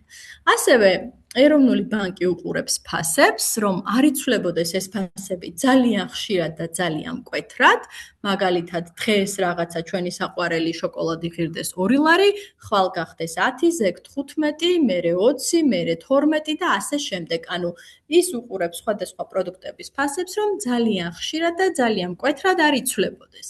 და ასევე კიდევ ერთი რამე, რაც ეროვნული ბანკი ფულს უკავშირდება, არის ის, რომ მხოლოდ ეროვნულ ბანკს შეუძლია ჩვენი ეროვნული ვალუტის და შეგვიძლია ვკითხოთ, რა ქვია ჩვენ ეროვნულ ვალუტას, ლარი, მხოლოდ ეროვნული ბანკი უშვებს ეროვნულ ვალუტა ლარს და შემდეგ იქიდან მიდის ბანკებში ეს ფული, ანუ ბანკები არ უშვებენ ფულს, არამედ ეროვნული ბანკი უშვებს ეროვნულ ვალუტა ლარს. და ასევე არის ის, რომ ეროვნული ბანკი ზრუნავს მოსახლეობის ფინანსურ განათლებაზეც და ეს რესურსები ზუსტად ეროვნული ბანკის ფინანსური განათლების პლატფორმა ფინედუს მიერ არის შემუშავებული.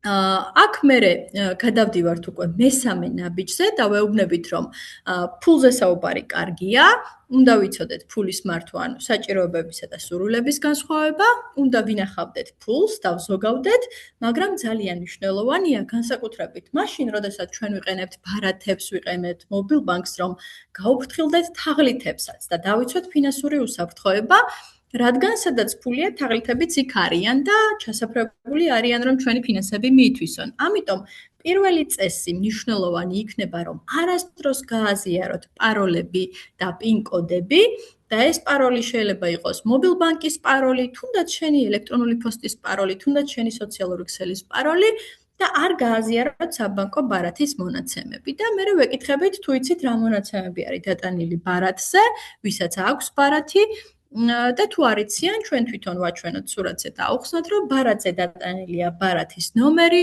ფლობელის სახელი და გვარი, მოქმედების ვადა, უკანა მხარეს უსაფრთხოების კოდი და თაღლიც ბარათის მონაცემებით შეუძლია, რომ თქვენი ბარათიდან ფული წაიღოს. ამიტომ ეს მონაცემები არავითარ შემთხვევაში არ უნდა მოხვდეს თაღლითის ხელში.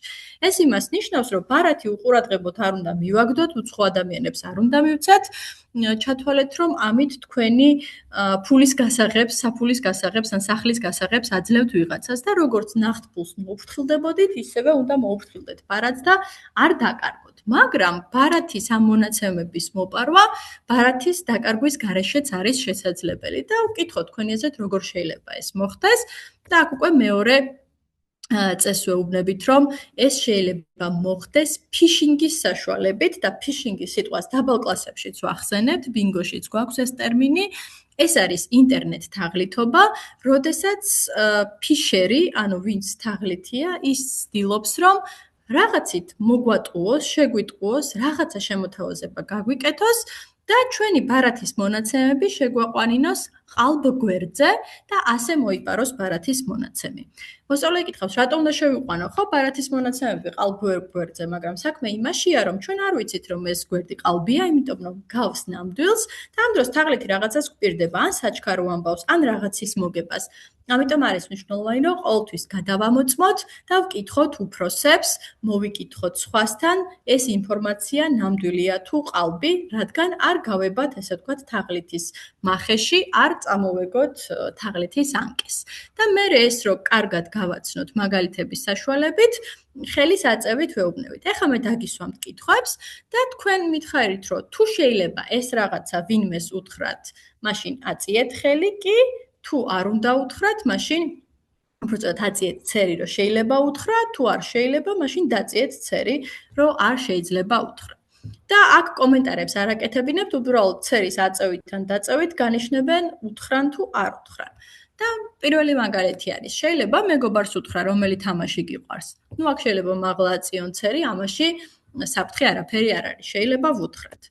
მეორე, შეიძლება ვინმეს უთხრა შენი საბანკო ბარათის ნომერი. ამ შემთხვევაში ცერი უნდა დაწიონ, იმიტომ რომ ბარათის ნომრის მიცემა არის სახლის გასაღების ან საფულის ვიღაცისთვის მიცემა. ამიტომ არავის არ უნდა გაუზიარონ. რა თქმა უნდა, აქ არ ითვლებიან მშობლები, იმიტომ რომ მშობლები არიან ბავშვის, ესე ვთქვათ, მეურვეები და ბანკთან ისინი დებენ ხელშეკრულებას. ამიტომ სანამ არასრულწლოვნები არიან, მშობლები მაინც არიან ჩართული მათ ბარათებში, ანგარიშებში, ინტერნეტ ბანკში თუ ასე შემდეგ. კიდევ ერთი მაგალითი, შეიძლება ვინმეს უთხრა შენი მობილბანკის პაროლი. აქაც ცერი უნდა დაწიონ. არავითარ შემთხვევაში არ უნდა უთხრათ, ესეც იგივეა, ქურდი პირდაპირ სახლში რო შემოუშვათ, იმიტომ რომ თუ მობილბანკში ვიღაცა შემოუშვით, ის შეძლებს ყველა იმ ოპერაციის გაკეთებას, რისი გაკეთებაც მობილბანკში შეიძლება. და ბოლო მაგალითი, შეიძლება მშობლებს უთხრა, როცა ვინმე ინტერნეტში ფულის ჩარიცხვას გთხოვს. და აქ ხელი მაღლა უნდა ასწიონ, ცერი მაღლა უნდა ასწიონ, პირიქით, შეიძლება კი არა, აუცილებელია, რომ მშობლებს უთხრათ ესეთი ფაქტები, რადგან ეს დიდი ალბათობით შეიძლება თაღლითობა იყოს, მაგალითად ვიღაცა შეინიხბოს ჩვენი მეგობრის სახელით, ან საერთოდ უცხო ადამიანი იყოს და მით უმეტეს უცხო ადამიანი რატომ უნდა გთხოვდეს ფულის ჩარიცხვას. ამიტომ ასეთი შემთხვევების შესახებ აუცილებლად უნდა უთხრათ მშობლებს ან უფროსებს. შემდეგ უკვე ვაჯამებთ იმით, რომ ფულზე საუბარი ძალიან მნიშვნელოვანია. ყოველთვის იცოდე რა გინდა და რა გჭირდება და ამის მიხედვით ხარჯე ფული და გახსოვდეს, რომ შენი ფული უნდა დაიცვა, იმიტომ რომ სადაც ფულია, იქ თაღლითებიც არიან და უნდა გაუფრთხილდე შენს ბარათს, ფულსაც და მობილ ბანკსაც. და შემდეგ უკვე გადავდივართ თამაშზე, რომელიც არის ფინანსური ტერმინების ბინგო. სანამ გადავიდოდე მაღალი კლასის პრეზენტაციაზე, შინაარსთან დაკავშირებით ხო არ გაქვთ შეკითხვები? გასაგებია ყველაფერი. ძალიან კარგი. ეხლა ჩატში შევიხედავ. დაბალ კლასებშიც თუ შეიძლება ჩატარება. მოკლედ, მე-5, მე-6 კლასისთვის არის განსაზღვრული. უფრო დაბალი კლასისთვის რთული იქნება ალბათ პრეზენტაციის ტექსტიც და თამაში ჩართვაც გაუჭირდებათ. აი, მე-4 კიდევ შეიძლება, მაგრამ უფრო დაბალისთვის არა. მოკლედ, ჩვენი რეკომენდაცია არის მე-5, მე-6. კაი, ეხლა ვნახოთ მოკლედ მე-7-12 კლასების პრეზენტაცია. აქაც იგივე სქემას მიყვება, თუმცა რა თქმა უნდა, ცოტა უფრო მეტს ვესაუბრებით, ვიდრე პატარებს, დროც მეტი გვაქვს, აქ 9 საათი გვაქვს განსაზღვრული, რადგან ზედა კლასების შეხვედრა 2 საგაკვეთილო საათი არის თავისი თამაშიანად. აქაც მოკლედ ვესაუბრებით, რომ დღეს ვისაუბრებთ ისეთ საკითხებზე, როგორიც არის როგორ მართოთ ფული ჭკვიანურად, როგორ გამოვიყენოთ საბანკო პროდუქტები და როგორ ამოვიცნოთ ფინანსური თაღლითობა. და ვეუბნებით, რატომ უნდა ვისაუბროთ ფულზე?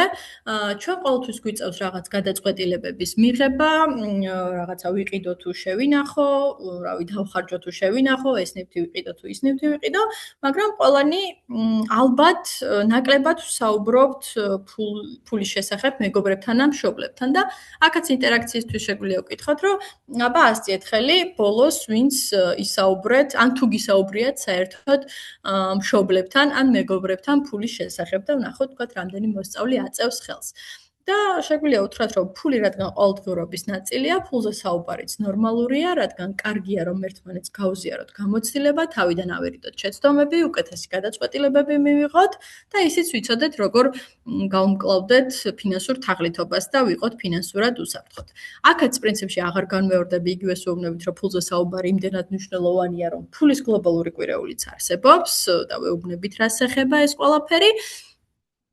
და მე უკვე გადავდივართ იმაზე, რომ ფულზე საუბარი კარგია და კიდევ უფრო მნიშვნელოვანია, რომ სწორად ვმართოთ და აქ უკვე 3 ნაბიჯი გვაქვს, რომ დავისახოთ მიზნები, დავზოგოთ მიზნებისთვის და იმისთვის, რომ დავზოგოთ და მივახციოთ მიზნებს, მნიშვნელოვანია, რომ ბიუჯეტირება გავაკეთოთ და მოდი ახლა თითოეული ნაბიჯი განვიხილოთ. პირველ რიგში უთხრათ ის, რომ თქვენ ალბათ ნებისმიერს გინდათ რაიმე ნივთის ყიდვა, რაღაცისთვის მიღწევა და ეს მიზანი შეგვიძლია წარმოვიდგინოთ როგორც ფინანსური მიზანი, რადგან მას ხშირ შემთხვევაში ფული სჭირდება. ამიტომ ეს მიზანი შეიძლება იყოს მოკლევადიანი, რომელიცაც უფრო ნაკლები ფული სჭირდება და ნაკლები დროც სჭირდება მისი მიღწევა, შეიძლება წარმოვიდგინოთ როგორც საშუალოვადიანი ან გრძელვადიანი მიზანი და ჩვენ თვითონ ვუთხრათ მაგალითები. მოკლედ მიზანი მერე გვაძლევს იმის мотиваციას, რომ ყველაფერი არ დავხარჯოთ და ჩვენი შემოსავლის ნაწილი შევინახოთ, ანუ დავზოგოთ სამომავლოდ ზუსტად ამ მიზნების შესასრულებლად. და აქ აღარ განმეორდები, რომ მე ეს დაზოგელი ფული გვეხმარება მიზნების მიღწევაში და გაუთვალისწინებელ მოვლენებთან მსატყოფნაში, რადგან პატარებთან რაც ვისაუბრეთ, აქაც იგივე გამოდის. და მე ვკითხოთ, რომ ძალიან კარგია, როცა მიზანს ისახავ, კარგია, როცა ზოგავ ფულს იმისთვის და კიდევ უფრო მეტის დაზოგვაში და ფულის სწორად მართვაში გვეხმარება ბიუჯეტირება. და აქ ვეკითხებით, მაგალითად, ახლა დღეს რო 100 ლარი გაჩუქონ, ასწიეთ ხელი, ვინც ამ ფულს მთლიანად დახარჯავდეთ, რავი, ერთ კვირაში. მე ვკითხოთ, ვინ შეინახავდით ნაწილს და ვინ ნაწილს დახარჯავდით და ისევ აწიონ ხელი. მე ვკითხოთ, აბა ახლა აწიეთ ხელი, ვინც მთლიანად დაზოგავდით და შეინახავდით ამ ფულს და ალბათ ყველაზე რაღაც პასუხებს მივიღებთ ხელისაწევით და ვეუბნებით, რომ კი ბატონო, ყველა რაღაცა თავისი სტრატეგია აქვს და მე უბრალოდ მარტივ ხერხს გასწავლით. ახლა ეს თქვენი შემოსავალი როგორ გაანაწილოთ და ეს არის ბიუჯეტირების 50-30-20-20-ის წესი. რაც გვეუბნება იმას, რომ მთელი შენი შემოსავალი, რაც გააქვს და შემოსავალზე აქაც უმეორებთ, საიდან შეიძლება მიიღოს მოსწავლემ შემოსავალი, მაღალკლასელებს კიდევ უფრო მეტი შესაძლებლობები აქვთ, რომ თუნდაც კონკურსებში მონაწილეობით და გამარჯვებით ან გამომუშავებით, რაღაც თავისი ხელსაქმის ან რაღაც ნაკეთობების კეთებით მიიღონ თანხა.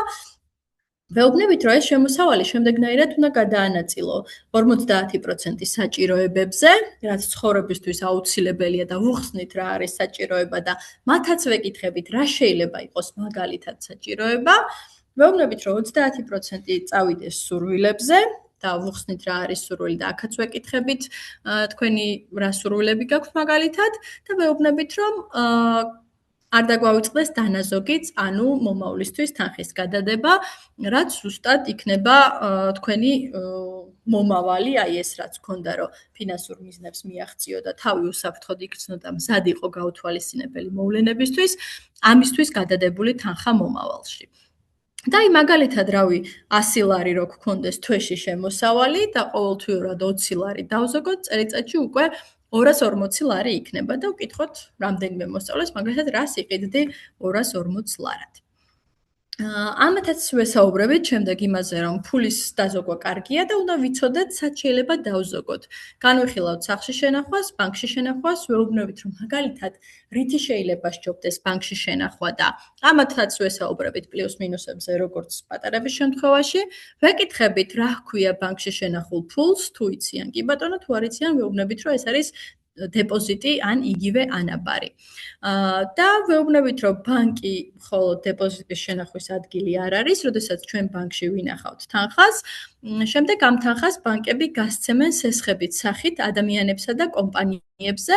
სესხებლები ბანკს უხდიან პროცენტებს, საიდანაც ბანკი იღებს მოგებას და ასევე ამ პროცენტის ნაწილს უბრუნებს უკვე დამზოგველებს, ანუ დეპოზიტის მფლობელებს, იმისთვის, რომ მათ ეს ფული ბანკს ასესხეს, ანუ ბანკში შეინახეს.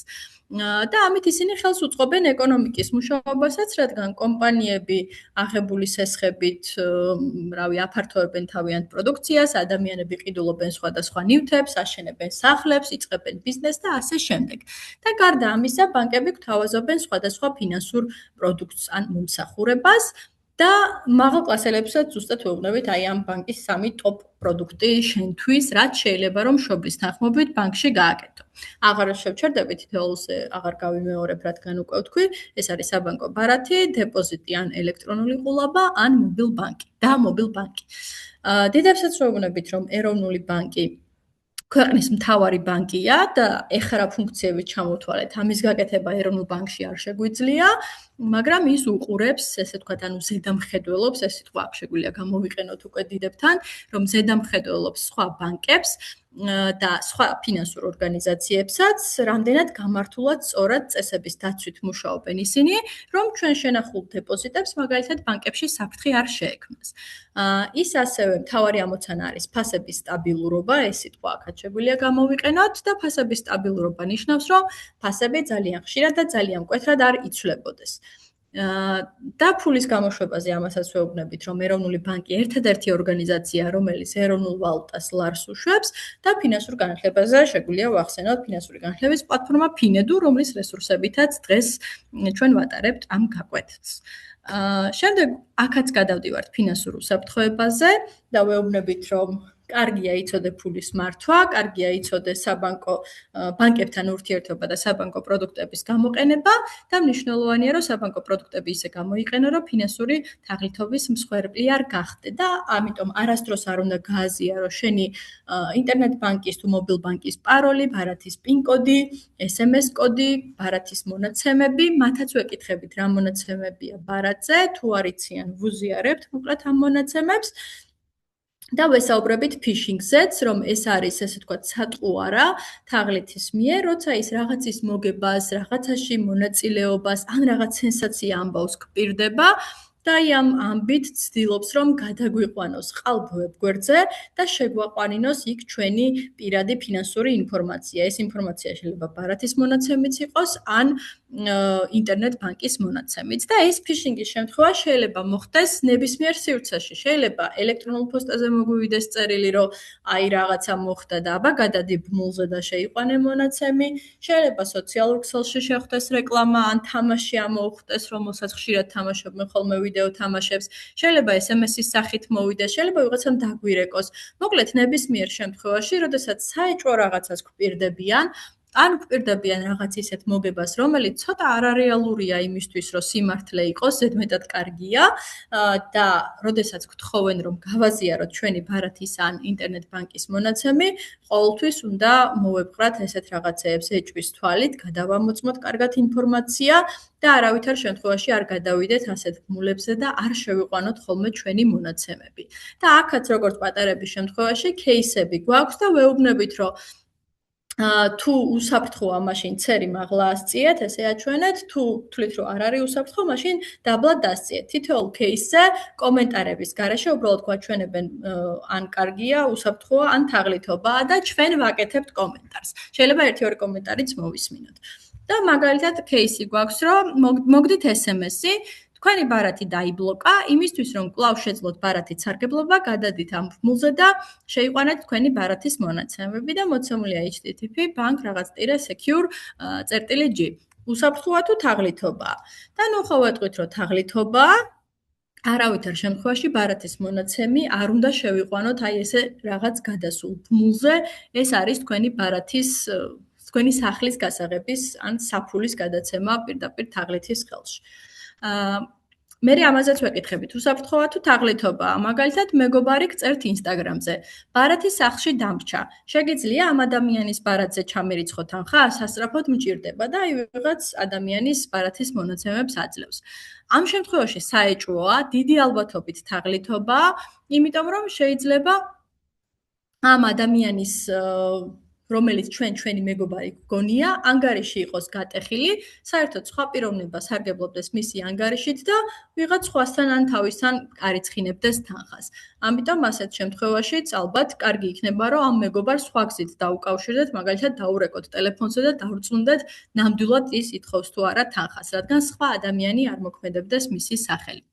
ან შეიძლება ხო გატეხილი იყოს მისი გვერდი, ან სხვამ შექმნას ეგრეთ წოდებული fake ყალბი გვერდი და გწერდეს ჩვენი მეგობრის სახელით. ამიტომ უნდა დავწუნდეთ ნამდვილობაში. ესეც кейსი. მაგალითად ვიდეო გვხვდებათ TikTok-ზე, სადაც წერია, რომ ამბობენ უბრალოდ, რომ პირველი 100 კომენტარის ავტორი მოიგებს ახალ iPhone-ს. გათამაშებაში მონაწილეობის მისაღებად გამოაგზავნეთ თქვენი ან მშობლის ბარათის ფოტო პირად შეტყობინებაში. ესეც რა თქმა უნდა თაღლითობაა, საერთოდ არ არის უსაფრთხო, ბარათის ფოტოს გაგზავნით, აი იმ მონაცემებს, რაც ჩვენ ვანახეთ, პირდაპირ ვუგდებთ თაღლითს და ვიცით, რომ ამ მონაცემის გამოყენებით თაღლით შეუძლია, რომ ჩვენი ბარათიდან თანხა ჩამოაჭრას. ამიტომ ეს შემთხვევაც არის თაღლითობა. და ბოლო ვიდეო თამაში მოგდით შეტყობინება, უფასო ქოინები, შეიყვანე შენი ბარათის მონაცემი და მიიღე 1000 უფასო ქოინი. ესეც ძალიან საეჭვოა, შეიძლება თაღლითობა იყოს და ბარათის მონაცემის შეყვანით წაგვართვან ჩვენი ბარათის მონაცემი, ან შეიძლება უსაფრთხო გადახდის გვერდი იყოს, მაგრამ ბარათის მონაცემებს თუ შევიყვანთ, უნებლიეთ გამოწერა გავაკეთოთ ამ თამაშის ან რაღაც subscription-ის და მერე ყოველთვიურად ამ გამოწერის საფასური ჩამოგვაჭრას ბარათიდან. ამიტომ ამ შემთხვევაშიც კარგად უნდა დავფიქრდეთ და დიდი ალბათობით ეს შემთხვევაც არ არის უსაფრთხო და ამიტომ ყურადღებით უნდა ვიყოთ და არ გავაზიაროთ ხოლმე ესე ჩვენი ბარათის მონაცემები. ეს არის, რასაც ვესაუბრებით ფინანსურ უსაფრთხოებას და მე ვეუბნებით, აი ეხა ეს ინფორმაცია რაც მოისმინეთ, აქედან გამომდინარე, მითხარით რამდენიმე წესი და თვითონ თქვას 3-4 წესი მოვისმინოთ, რა არის ნომერ პირველი წესი, ან რავი ზოგადად წესი, რომ ვიყოთ ფინანსურად უსაფრთხოდ. და საინტერესოა თვითონ რა დასკვნას გამოიტანენ და მე უკვე ჩვენ შევაჯამოთ, რომ არასდროს გააზიარო პირადი მონაცემები, ბარათის ინფორმაცია, პაროლები და username-ები, არ გადახვიდეს საეჭვო ბმულებზე, ყოველთვის გადაამოწმე ინფორმაცია და არ ენდო ზედმეტად კარგ შეთავაზებებს. იმიტომ რომ რაც ზედმეტად კარგია იმისთვის, რომ სიმართლე იყოს, ხშირ შემთხვევაში არის თაღლითობა, დიდი შანსია, რომ თაღლითობა აღმოჩნდეს და ჩვენი ფული დავკარგოთ. ამით ვასრულებთ რაღაცა საუბრის იმას და ვეუბნებით, რომ რადგან ფულის კვირეულია, ეხლა მოდი ჩვენი ეროვნული ვალუტა, ლარი გავიხსენოთ და ერთად გავაცოცხლოთ ლარის ისტორია 90-იანი წლებიდან დღემდე. და შემდეგ უკვე გადავდივართ თამაშების ნაწილზე. ეს არის მოკლედ პრეზენტაციების ნაწილი მაღალ კლასში. და ბოლოს თამაშებს რო დავამთავრებთ, უკვე ვაჯამებთ იმას, რომ ფულზე საუბარი მნიშვნელოვანია, დაფიქრდი სანამ დახარჯავ და დაიცავი შენი ფინანსური მონაცემები თაღლითებისგან. ეგ არის შინაარსი მოკლედ და სანამ ეხა თამაშების ნაწილზე გადავალ, აქ ხო არ გაქვთ რაიმე შეკითხვები შინაარსთან დაკავშირებით ან მოსაზრებები? კარგით, გადავიდეთ თამაშების ნაწილზე. მოდი პატარების თამაშით დავიწყოთ. პატარებთან გვაქვს ერთი თამაში, ფინანსური ტერმინების ბინგო. გაჩვენეთ საიდან უნდა მობეჭდოთ ეს თამაში. ამ თამაშისთვის 30 წუთი დაგჭირდებათ. რა გვაქვს ჯერ თამაში ვნახოთ? მოკლედ, როგორც გითხარით, გაქვთ 4 ფურცელი, ანუ 4 დაფა, ესე ვთქვათ, 4 მონაწილე გუნდისთვის. და გაქვთ კითხვების ფურცელი თქვენთვის, სადაც წერია ამ ტერმინების განმარტებები. მოკლედ, ბინგოს ანუ ლოტოს პრინციპია ის, რომ დაფაზე რაღაც გამოსახულებები არის, გუნდები ეჯიბრებიან ერთმანეთს და თქვენ იღებთ რაღაც ამ გამოსახულების შესაბამის კითხვას ან რიცხვს და თუ დავის დაფაზე ამოდის ინიშნავს და ვინც პირველი შეავს ეს დაფას, უნდა დაიძახოს ბინგო. ჩვენ რადგან ფინანსური ტერმინების ბინგო გვაქვს, ამიტომ აქ პრინციპი არის ის, რომ კითხვას, რასაც სვამთ, არის ტერმინის განმარტება და დაფაზე მოსწავლეებს მოცემული აქვთ ეს ტერმინები. ამიტომ თუ ფიქრობენ, რომ თავისი ეს ტერმინი შეესაბამება თქვენ მიერ თქვამ განმარტებას, ნიშნავენ ამ დაფაზე და პირველმა უნდა დაიძახოს ბინგო. ხო, ეხლა როგორ მიმდინარეობს თვითონ თამაში? პირველ რიგში მოსწავლეებს ვაფრთხილებთ, რომ მათ დაფაზე მოცემული ტერმინები კარგად გადაათვალიერონ, ანუ დავყოფთ 4 გუნდად, დავურიგებთ ამ დაფებს თითოს, შემთხვევითობის პრინციპით ამოიღონ თვითონ, გადახედონ კარგად დაფები, რა ტერმინებია და შემდეგ ვეუბნებით, რომ თქვენ ეხლა დასვამთ კითხვებს, თამაშის პირველი ნაწილი მიმდინარეობს ისე, რომ თქვენ უნდა დასვათ სულ 15 შეკითხვა, თითოეულ დაფაზე 6 ტერმინია მოცემული. აქედან რაღაც ტერმინები ყველა დაფაზე არის, რაღაც ტერმინები, ანუ ერთ დაფაზე სხვა არის, მეორეზე სხვა, მესამეზე სხვა, ანუ გვაქვს ერთნაირი ტერმინებიც, გვაქვს განსხვავებული ტერმინებიც. ამიტომ 6 ტერმინი უნდა შეავსონ დაფაზე და როდესაც კითხვებს დასვამთ, შეიძლება საერთოდ ისეთი განმარტება ამოვიდეს, რომლის შესაბამისი ტერმინი ერთი გუნდის დაფაზე საერთოდ არ იყოს და სხვაზე იყოს. ამიტომ ამ თამაში ცოდნასთან ერთად იღბალით თამაშობს გარკვეულ როლს. მოკლედ პირველ ეტაპზე თამაში 2 ეტაპისგან შედგება. პირველი ეტაპი არის ის, რომ თქვენ ხმამაღლა დასვამთ კითხვებს, გუნდები ჩაინიშნავენ თავიანთ ფურცელზე კითხვის შესაბამის ტერმინს, ოღონდ ხმამაღლა არ ამბობენ. კითხვას სვამთ, თვითონ ეძებენ დაფაზე, ინიშნავენ ტერმინს და ხმამაღლა არ ამბობენ. მეორე ეტაპია უკვე ამის ხმამაღლა განხილვა. მოკლედ, როდესაც დასვამთ კითხვას, გუნდი უნდა შეთანხმდეს დაახლოებით 15-20 წამის განმავლობაში და დაფაზე მონიშნოს შესაბამისი ტერმინი. მაგალითად, აი რა განმარტება გვაქვს ახლა რო წავიკითხო, აქ ძალიან წვრილად არის და არ ჩანს. აი, საქართველოს ეროვნული ვალუტა. დასვით კითხვა და ეხლა უყურებენ გუნდები და მოდი, სად არის საქართველოს ეროვნული ვალუტა? აი, ლარი. პირველი გუნდი მონიშნავს ლარს დაფაზე, ოღონდ ხმამაღლა არ ამბობს. გარდა იმისა, რომ გუნდი მონიშნავს ტერმინს დაფაზე, მათ უნდა დაიმახსოვრონ ამის განმარტებაც თავისი სიტყვებით. ანუ ლარი ხომ მოინიშნეს, სადღაც მიაწერონ იქვე ფურცელზე ან ცალკე ფურცელზე, დაიწერონ ეს განმარტებაც თავისი სიტყვებით. ხო, მაგალითად, ეროვნული ვალუტა. და всё, ეს უკვე განმარტებულია. ამის შემდეგ აგრძელებთ კითხვების დასმას და როგორც კი რომელიმე გუნდი 6-ვე ტერმინს მონიშნავს დაფაზე, უნდა დაიძახოს ბინგო. თქვენ ინიშნავთ ამ გუნდის ნომერს თქვენს ფასილიტატორის ფურცელზე, ანუ აჩვენებინებთ დაფებს და მაგალითად აი რომელი დაფა შეივსო პირველი, მოინიშნავთ რომ პირველს დააწერთ თქვენს ფურცელზე, რომ პირველი ამ გუნდმა თქვა და აგრძელებთ კითხვების დასმას. და აცადეთ, რომ 4-ვე გუნდმა დაიძახოს ბინგო. და როგორც დაიძახებენ ბინგოს, იმის მიხედვით ჩაინიშნეთ ნომრები. ხო, მაგალითად, პირველი გუნდი ხომ მონიშნული გაქვთ, რომელმა თქვა ბინგო, მერე თქვენს ფურცელზე ინიშნავთ, ეხლა რომელი დაფის მფლობელმა გუნდმა თქვა ბინგო ნუმერაციის მიხედვით.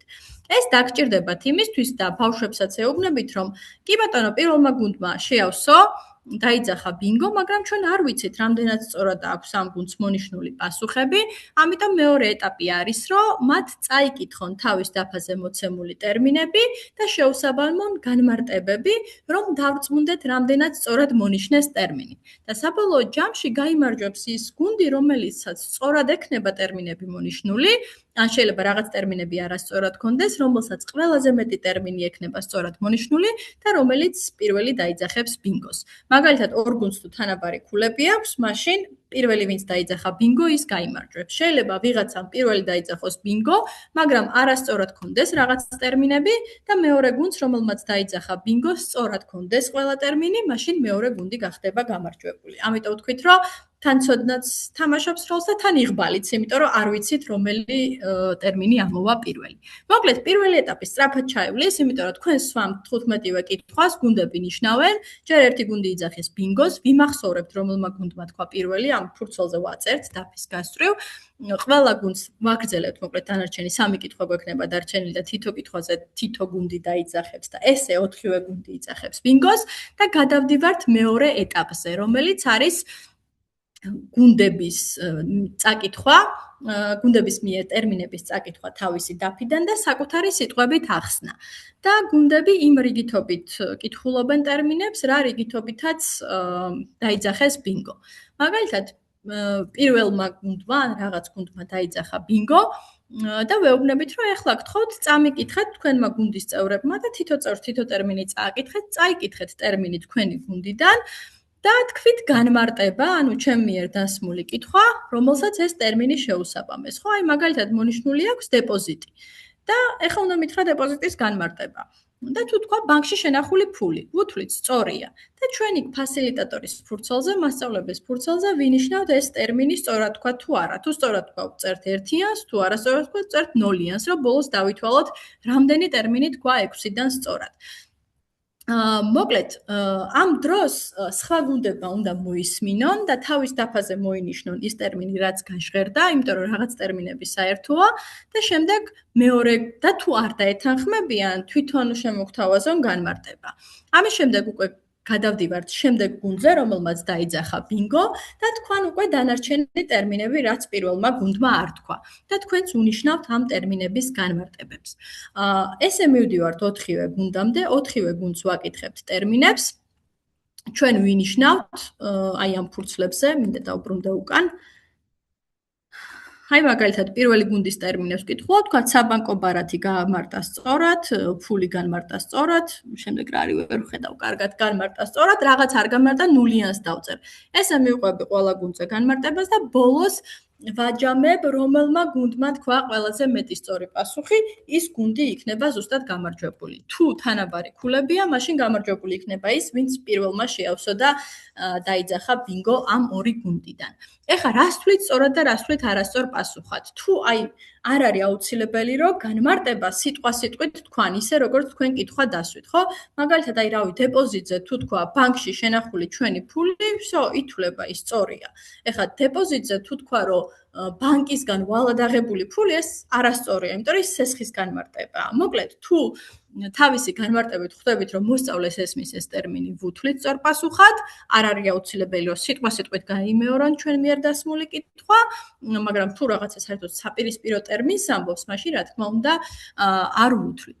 მოკლედ გამოვავლენთ ეს ერთ გამარჯვებულ გუნდს და ვეუბნებით მოსწავლეებს, რომ ყველანი ძალიან კარგები იყავით, კი ყავს ერთი გამარჯვებული, მაგრამ ვიცით, რომ აქ იღბალიც თამაშობდა გარკვეულ როლს და თან თამაშის მიზანი ის, რომ თქვენ ტერმინები გესწავლათ თამაშით, მგონი შესრულებულია და რაღაც ტერმინი ყველას დაგამახსოვრდებოდათ.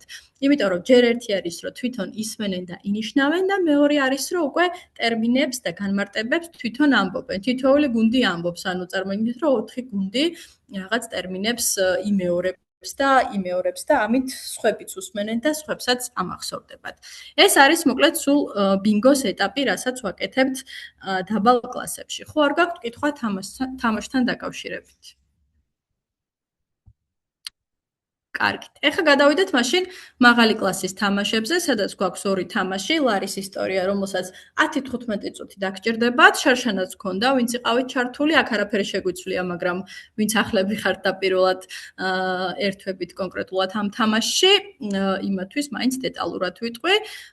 ლარის ისტორიის თამაშის მიზანი არის, რომ გავაცოცხლოთ და შევქმნათ ქრონოლოგიური ხაზი 90-იანი წლებიდან დღემდე.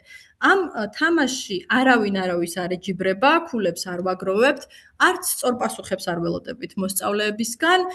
მთავარი აი ინტუიტიურად გამოიცნონ, ან ჩვენ მივახვედროთ მინიშნებით, რომ საბოლოოდ ავაწყოთ სწორად ეს ისტორია, რომელიც ფურცლებზე გვაქვს მოცემული.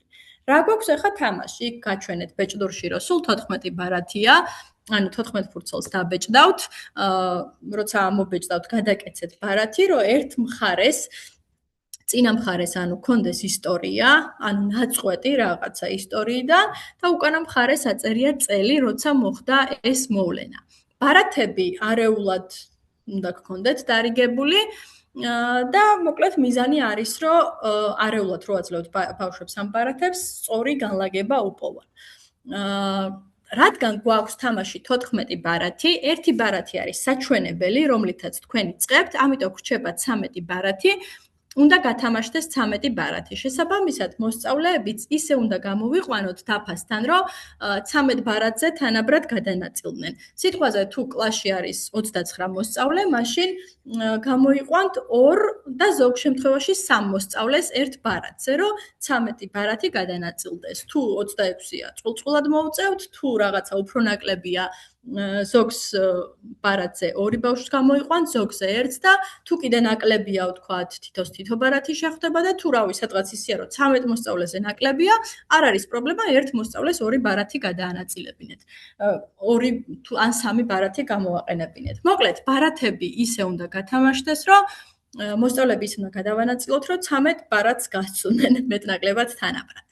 ეხლა რას ვაკეთებ და დავარქვათ გუნდი, რომელიც ერთ ბარათზე მუშაობს და ეს გუნდი შეიძლება ერთი მოსწავლეც იყოს, სადაც არ გვყავს, ან წყვილი იყოს, ან მეტი მოსწავლეც იყოს. მოკლედ 13 გუნდად ვართ განაწილებული და როგორც გითხარით, ერთი ბარათი არის საწყისი საჩვენებელი, რომელიცაც თქვენ აჩვენებთ და ეს არის 2000 წლის ბარათი.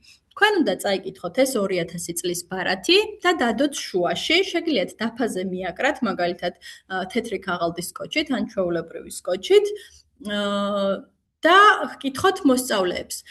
თქვენი აზრით, ანუ და როდესაც ბარათს წაიკითხავთ, ისე გააკეთეთ, რომ უკანა მხარეს ვერ ხედავდნენ მოსწავლეები, სადაც წელი-წერია და თვითონ მოსწავლეებიც რო წაიკითხავენ ბარათს, გადასცემთ წასაკითხად ბარათს, უკანა მხარეს რვეულიან წიგნი ამოუდოთ, რომ არ ჩანდეს. მოკლედ, წაიკითხავთ ამ ისტორიას. ეკითხებით, რომ თქვენი აზრით, რომელ წელს მოხდა ეს მოვლენა და 2000 წლის ბარათში პირდაპირ არის მოცემული, რომ ეს რაღაცა 2000 წელს უნდა მომხდარიყო და გამოიცნობენ. ამოაბრუნებთ, აჩვენებთ, რომ კი ბატონო 2000 წელს მოხდა და დადებთ შუაში. ამის მერე უკვე უნდა გამოიყვანოთ პირველი წყვილი ან გუნდი დაფასთან და მისცეთ ბარათი, უკანა მხარეს ამოუდოთ წიგნი და წინა მხარეს ჩანდეს ისტორია და ნაწყვეტი. მოკლედ, ერთი მოსწავლე წაიკითხავს ამას ხმამაღლა და შემდეგ უნდა დაფიქრდეს, თუ 2 არიან ერთმანეთში მოითათბირონ, აი ეს რაღაცა 2000 წლის ბარათამდე მოხდა, ანუ 2000 წლამდე მოხდა, თუ 2000 წლის შემდეგ. თუ თვლიან, რომ 2000 წლის შემდეგ მოხდა, უნდა დადგნენ ბარათის შემდეგ მხარეს, თუ არა დადგნენ ბარათამდე. თქვენ აჩვენეთ, საით არის 90-იანები, საით არის მიმდინარე თარიღი. მოკლედ, უბრალოდ ინტუიციურად უნდა გამოიცნონ და კიდევ ერთხელ ვიმეორებთ, რომ ჩვენ არ ველოდებით, რომ მათ იციან სწორი პასუხები. უბრალოდ ვენდობით მათ ინტუიციას და შეგვიძლია ჩვენც გავაკეთოთ მინიშნებები, იმიტომ რომ საბოლოო ჯამში არის ის, რომ ავაწყოთ ეს ხაზი და რაღაცეები დარჩეთ ლარის ისტორიიდან. მოკლედ, რა ბარათიც ამოვა, დადგებიან ან 2000-მდე, ან 2000-ის შემდეგ და მერე უკვე შემოატრიალებენ თარიღის მხარეს, თვითონაც შეხედავენ თარიღს და კლასაც აჩვენებენ, თუ სწორად დგანან, დაუკრავთ ტაშს და დარჩებიან ადგილზე, თუ არასწორია, მაშინ უნდა გადაინაცვლონ სწორ ადგილას. მოკლედ, თუ რაღაცა ნაკლები რაოდენობაა ბავშვის, შეგიძლიათ ეს ბავშვები ბარათებით დადგნენ კლასში, ისე რომ ეს სწორი ხაზი ან U ფორმის ხაზი შექმნან, რომ აი 90-იანებიდან მოყვებოდეს ბოლომდე, თუ ბევრი მოსწავლეა და ფიზიკურად დადგომა არ გამოდის და ისედაც რაღაც ქაოსი იქნება, შეგიძლიათ რომ ბარათები უბრალოდ დაფას მიაკრათ. და მოკლედ ესე მივდივართ. აი მაგალითად, პირველი ბარათი ვაჩვენეთ, ეს 2000 წლის და ვიცით რომ 2000-ის არის. გამოვიდა მეორე და მაგალითად წაიკითხა. მიმოქცევაში პირველად გამოვიდა 2000 ლარიანი ბანკნოტი. მასზე ეროვნული გმირი ქაიხოსრო ქაკუცა ჩოლოყაშვილი და სოხუმის ხედია გამოსახული. ასევე შეიცავს წარწერებს აფხაზურ ენაზეც. თქვენი აზრით ეს მოვლენა, ანუ ეხა 2000 ბარათი გვაქვს, ხო მარტო, ანუ ორი ვარიანტი, ან იქით იყოს, ან აქეთ იყოს. რაც უფრო მეტი ბარათი რჩება, მით უფრო მეტი პოზიცია არის, იმიტომ რომ რაღაცეები შეიძლება ბარათის შორის მოხდეს. თქვენი აზრით როდის მოხდა 2000-ის შემდეგ თუ 2000-მდე? 200 ლარიანის გამოშვება. თან რო გავითამაშოთ და არ მოვიწყინოთ.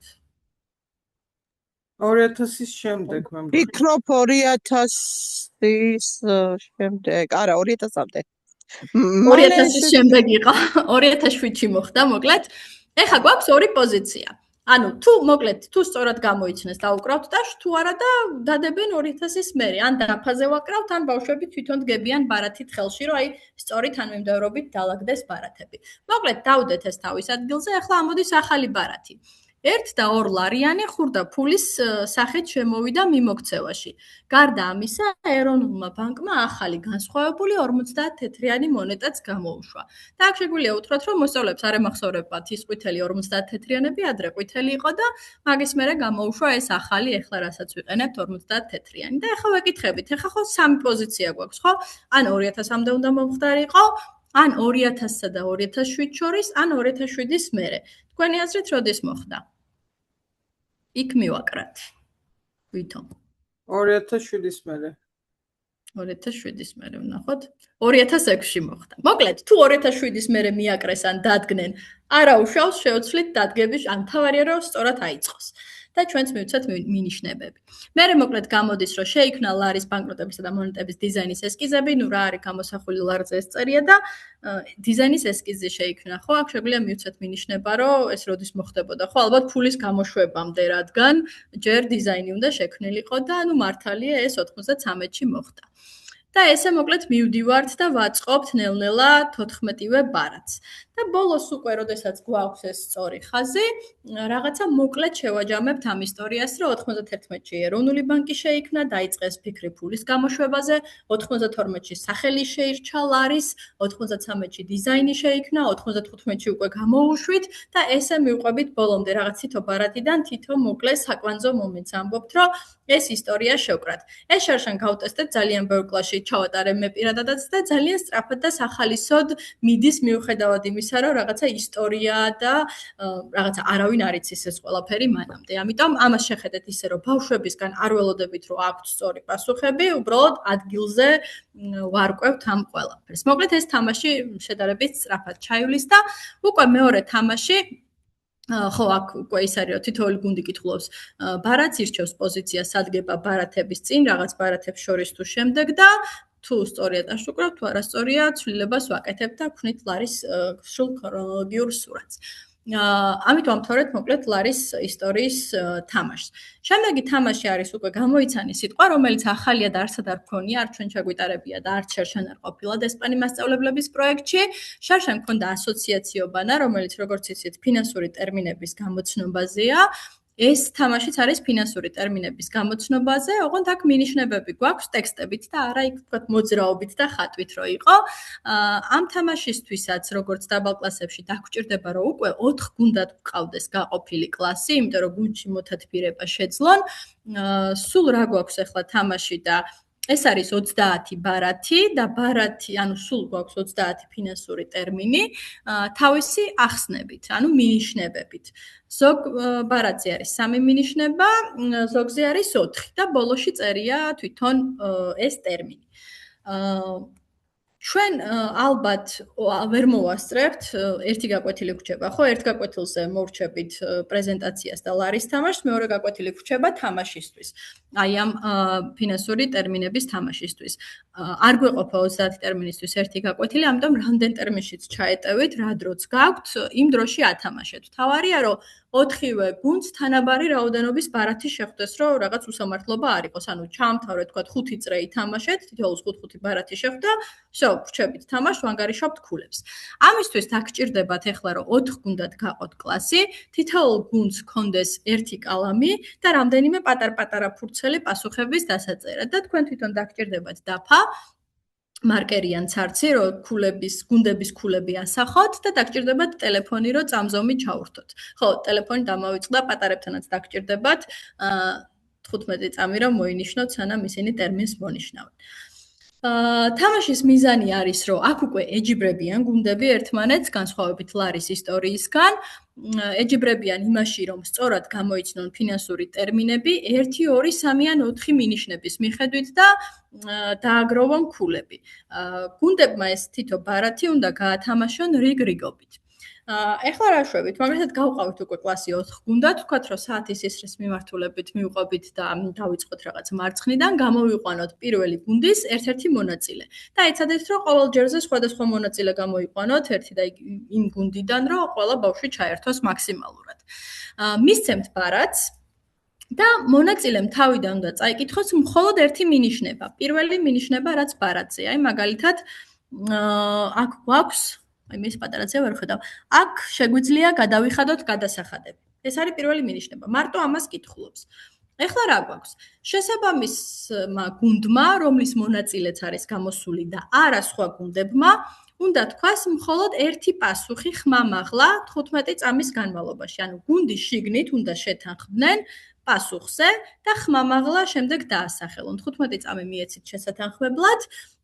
არ წამოიძახონ წინასწარ გავაფრთხილოთ, იმიტომ რომ მხოლოდ ერთი პასუხი მიიღება. სხვა გუნდებსაც გავაფრთხილოთ, რომ არ წამოიძახონ, იმიტომ რომ ამით მოთამაშე გუნდს ჩაეთვლება ქულა, მაგრამ სხვა გუნდებს შეუძლიათ, რომ თავიანთი პასუხი ფურცელზე დააფიქსირონ და ეს გეტყვით რაში დაგჭირდება. ეხლა, როდესაც გუნდი ამბობს პასუხს, გვაქვს სამი ვარიანტი. შეუძლია, რომ აი მაგალითად, რო წაიკითხა პირველმა მონაწილემ მხოლოდ პირველი მინიშნება, გუნდმა პასუხი საერთოდ არ დააფიქსიროს და თქვას, არ ვაფიქსირებ პასუხს, წაიკითხოს შემდეგი მინიშნება. და მოკლედ მონაწილე კითხულობს შემდეგ მინიშნებას, სანამ არ ამოიწურება. მოკლედ გუნდს შეუძლია, რომ პასუხი არ დააფიქსიროს და დაელოდოს შემდეგ მინიშნებას და ბოლო მინიშნებას რო კითხულობს, უკვე უნდა დაასახელოს პასუხი. ეხლა ვნახოთ, თუ დაასახელა პასუხი, აი ნებისმიერ დროს, მაგალითად პირველივე მინიშნებაზე დაასახელა არასწორი პასუხი, გუნდი იღებს 0 ქულას და ამ დროს უკვე სხვა გუნდებს ვაძლევთ შესაძლებლობას, რომ თავიანთი პასუხი, ერთი პასუხი დაწერონ ფურცელზე, თავიანთი გუნდის ნომერთან ერთად.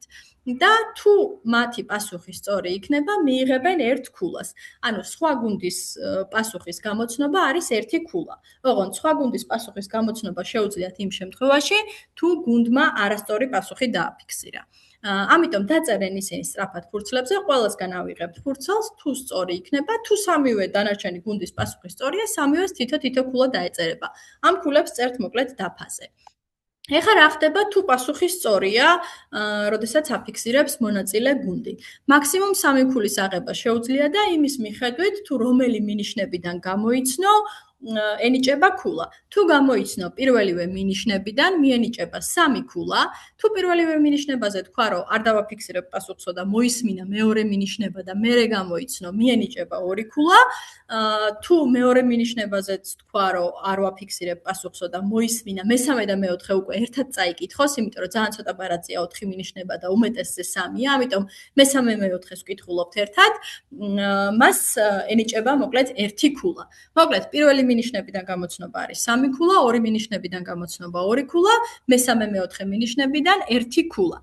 თუ ამოიწურა მინიშნებები და გუნდმა ვერ აფიქსირებს პასუხს, ან არასწორი პასუხია, ეწერება 0 ქულა და მონაწილეს, რომელიც ბარათს კითხულობს, უთხრათ, რომ არ წამოიძახოს სწორი პასუხი, რადგან სხვა გუნდებს მივცეთ შანსი, რომ დაწერონ მათი სავარაუდო პასუხი, რასაც ფიქრობენ და სხვა გუნდებმა გამოიცნონ. სხვა გუნდი როცა იცნობს პასუხს, ნებისმიერ ეტაპზე 1 მინიშნებიდან, 2 თუ 3-დან მაინც 1 ქულა ეწერება, რადგან სხვა გუნდის პასუხია.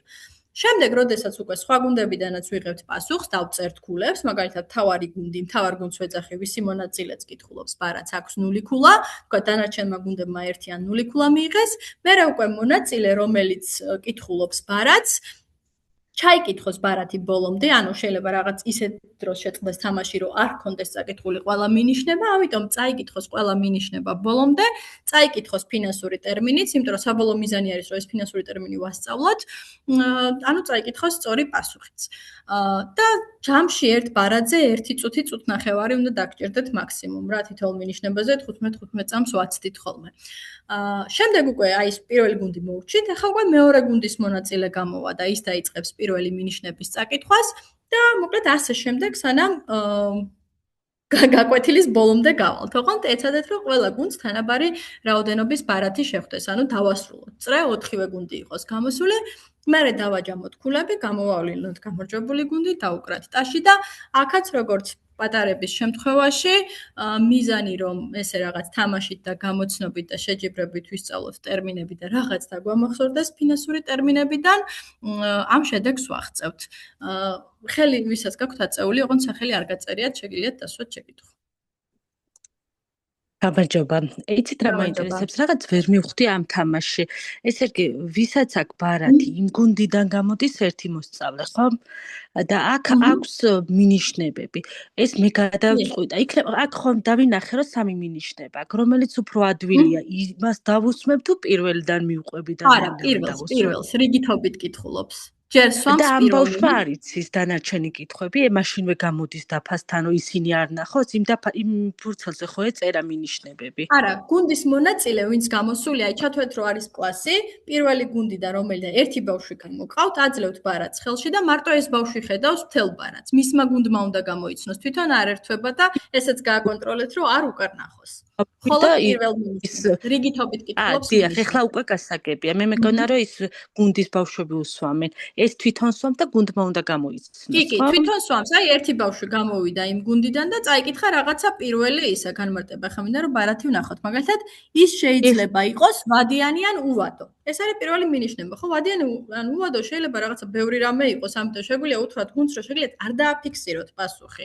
ამიტომ გააგრძელეს, მე მეორეს წაიკითხავს. მასზე შესაძლოა 0 ქულა.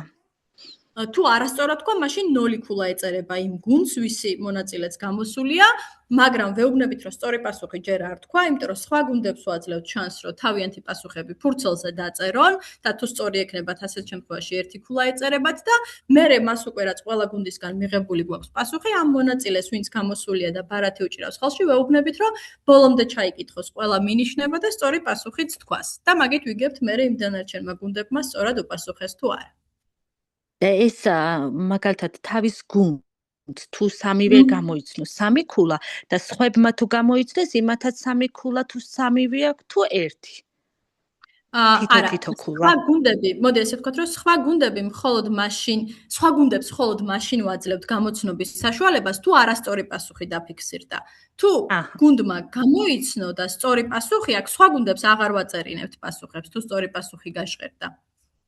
და იმის და მიხედვით, რომელ ეტაპზე გაჟღერდა გუნდის მიერ სწორი პასუხი, ანუ მთავარი გუნდის მიერ ვისი მონაწილეც კითხულობს ბარათს, თუ პირველივე მინიშნებიდან გამოიცნო, მაშინ აქვს 3 ქულა, თუ 2 მინიშნების წაკითხვა დაჭირდა, მაშინ აქვს 2 ქულა და თუ 3 ან 4 მინიშნების წაკითხვა დაჭირდა, მაშინ 1 ქულა აქვს სწორ პასუხზე. ანუ რაც უფრო ნაკლები მინიშნებით გამოიცნობს, მით უფრო მეტი ქულა აქვს. და ამ დროს თუ სწორი პასუხს აფიქსირებს, სხვა გუნდებს არ აქვთ გამოცნობის საშუალება. და ისიც შეუძლია, რომ აი პირველივე მინიშნება რო წაიკითხა, გუნდმა თქვა, რომ ველოდები შემდეგ მინიშნებას და არ ვაფიქსირებ პასუხს. სხვაებსაც ხო არ გაქვთ? კარგით, მადლობა. თუ გასაგებია, კიდევ ხო არ გაქვთ კითხვა უფრო სწორად? არა, კი ბატონო, გასაგებია. ბატონო. ხო, ეგ არის მოკლედ სულ ეს თამაშები, ბარათები, როგორც გითხარით, არის და დაბეჭდავთ, ისე multiple mute-ით ბეჭდვის დროს და მერე გამოჭერით, რომ ერთ ფურცელზე 4 ბარათი დაეტიოს. და მოკლედ ამით ვემშვიდობებით მერე ბავშვებს და გადადიან შემდეგ გაკვეთილებზე. ეს არის მოკლედ შინაარსის და ინსტრუქციაც, კიდევ ხო არ გაქვთ რაიმე შეკითხვები, სანამ ერთმანეთს დაამშვიდობებით. სარეგისტრაციო ლინკი ხომ არ გაუზიარებია, ცოტა ინტერნეტი ჭედავს და არ გამომრჩეს.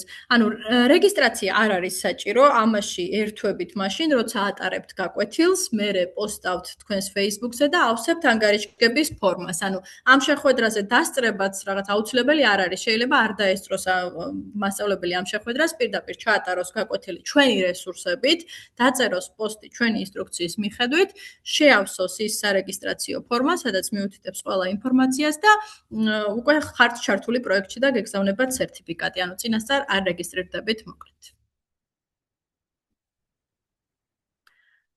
კარგით, კიდევ ხო არ გაქვთ შეკითხვები? აუცილებლად ჩავატარებ, შეკითხვა არ მაქვს. მადლობა. ძალიან კარგი, მიხარია. მაშინ მოკლედ წარმატებებს გისურვებთ ყველას მოსწავლეებთან. მიხარია კიდევ ერთხელ რომ დაინტერესდით ამ პროექტში ჩართვით და დაესწარით დღევანდელ შეხვედრას. შეხვედრას ბმული მოკლედ მზად იქნება ხვალისთვის YouTube არხზე აიტვირთება ჩანაწერი და პირობებშიც მიუთითებთ, სადაც ეწერა ამ პროექტის პირობები, იქაც მიუთითებთ ამ შეხვედრის ჩანაწერს, რომ თუ ვინმე თავიდან ვერ შემოგვიერთდით, ან თქვენს კოლეგებს აინტერესებთ, ჩაუგდოთ ეს ბმული და მათ ნახონ ჩანაწერი. მოკლედ, კითხვები თუ გექნებათ, ნებისმიერ დროს შეგიძლიათ მოგმართოთ ფინედუზე, 15 მაისამდე შეგიძლიათ გაკვეთილების ჩატარება. დაგემშვიდობებით, მადლობა, კეთილ წარმატება, თიკო, ძალიან მიყვარხარ. ძალიან დიდი მადლობა. მშვიდობიან საღამოს გისურვებთ, კარგად იყავით.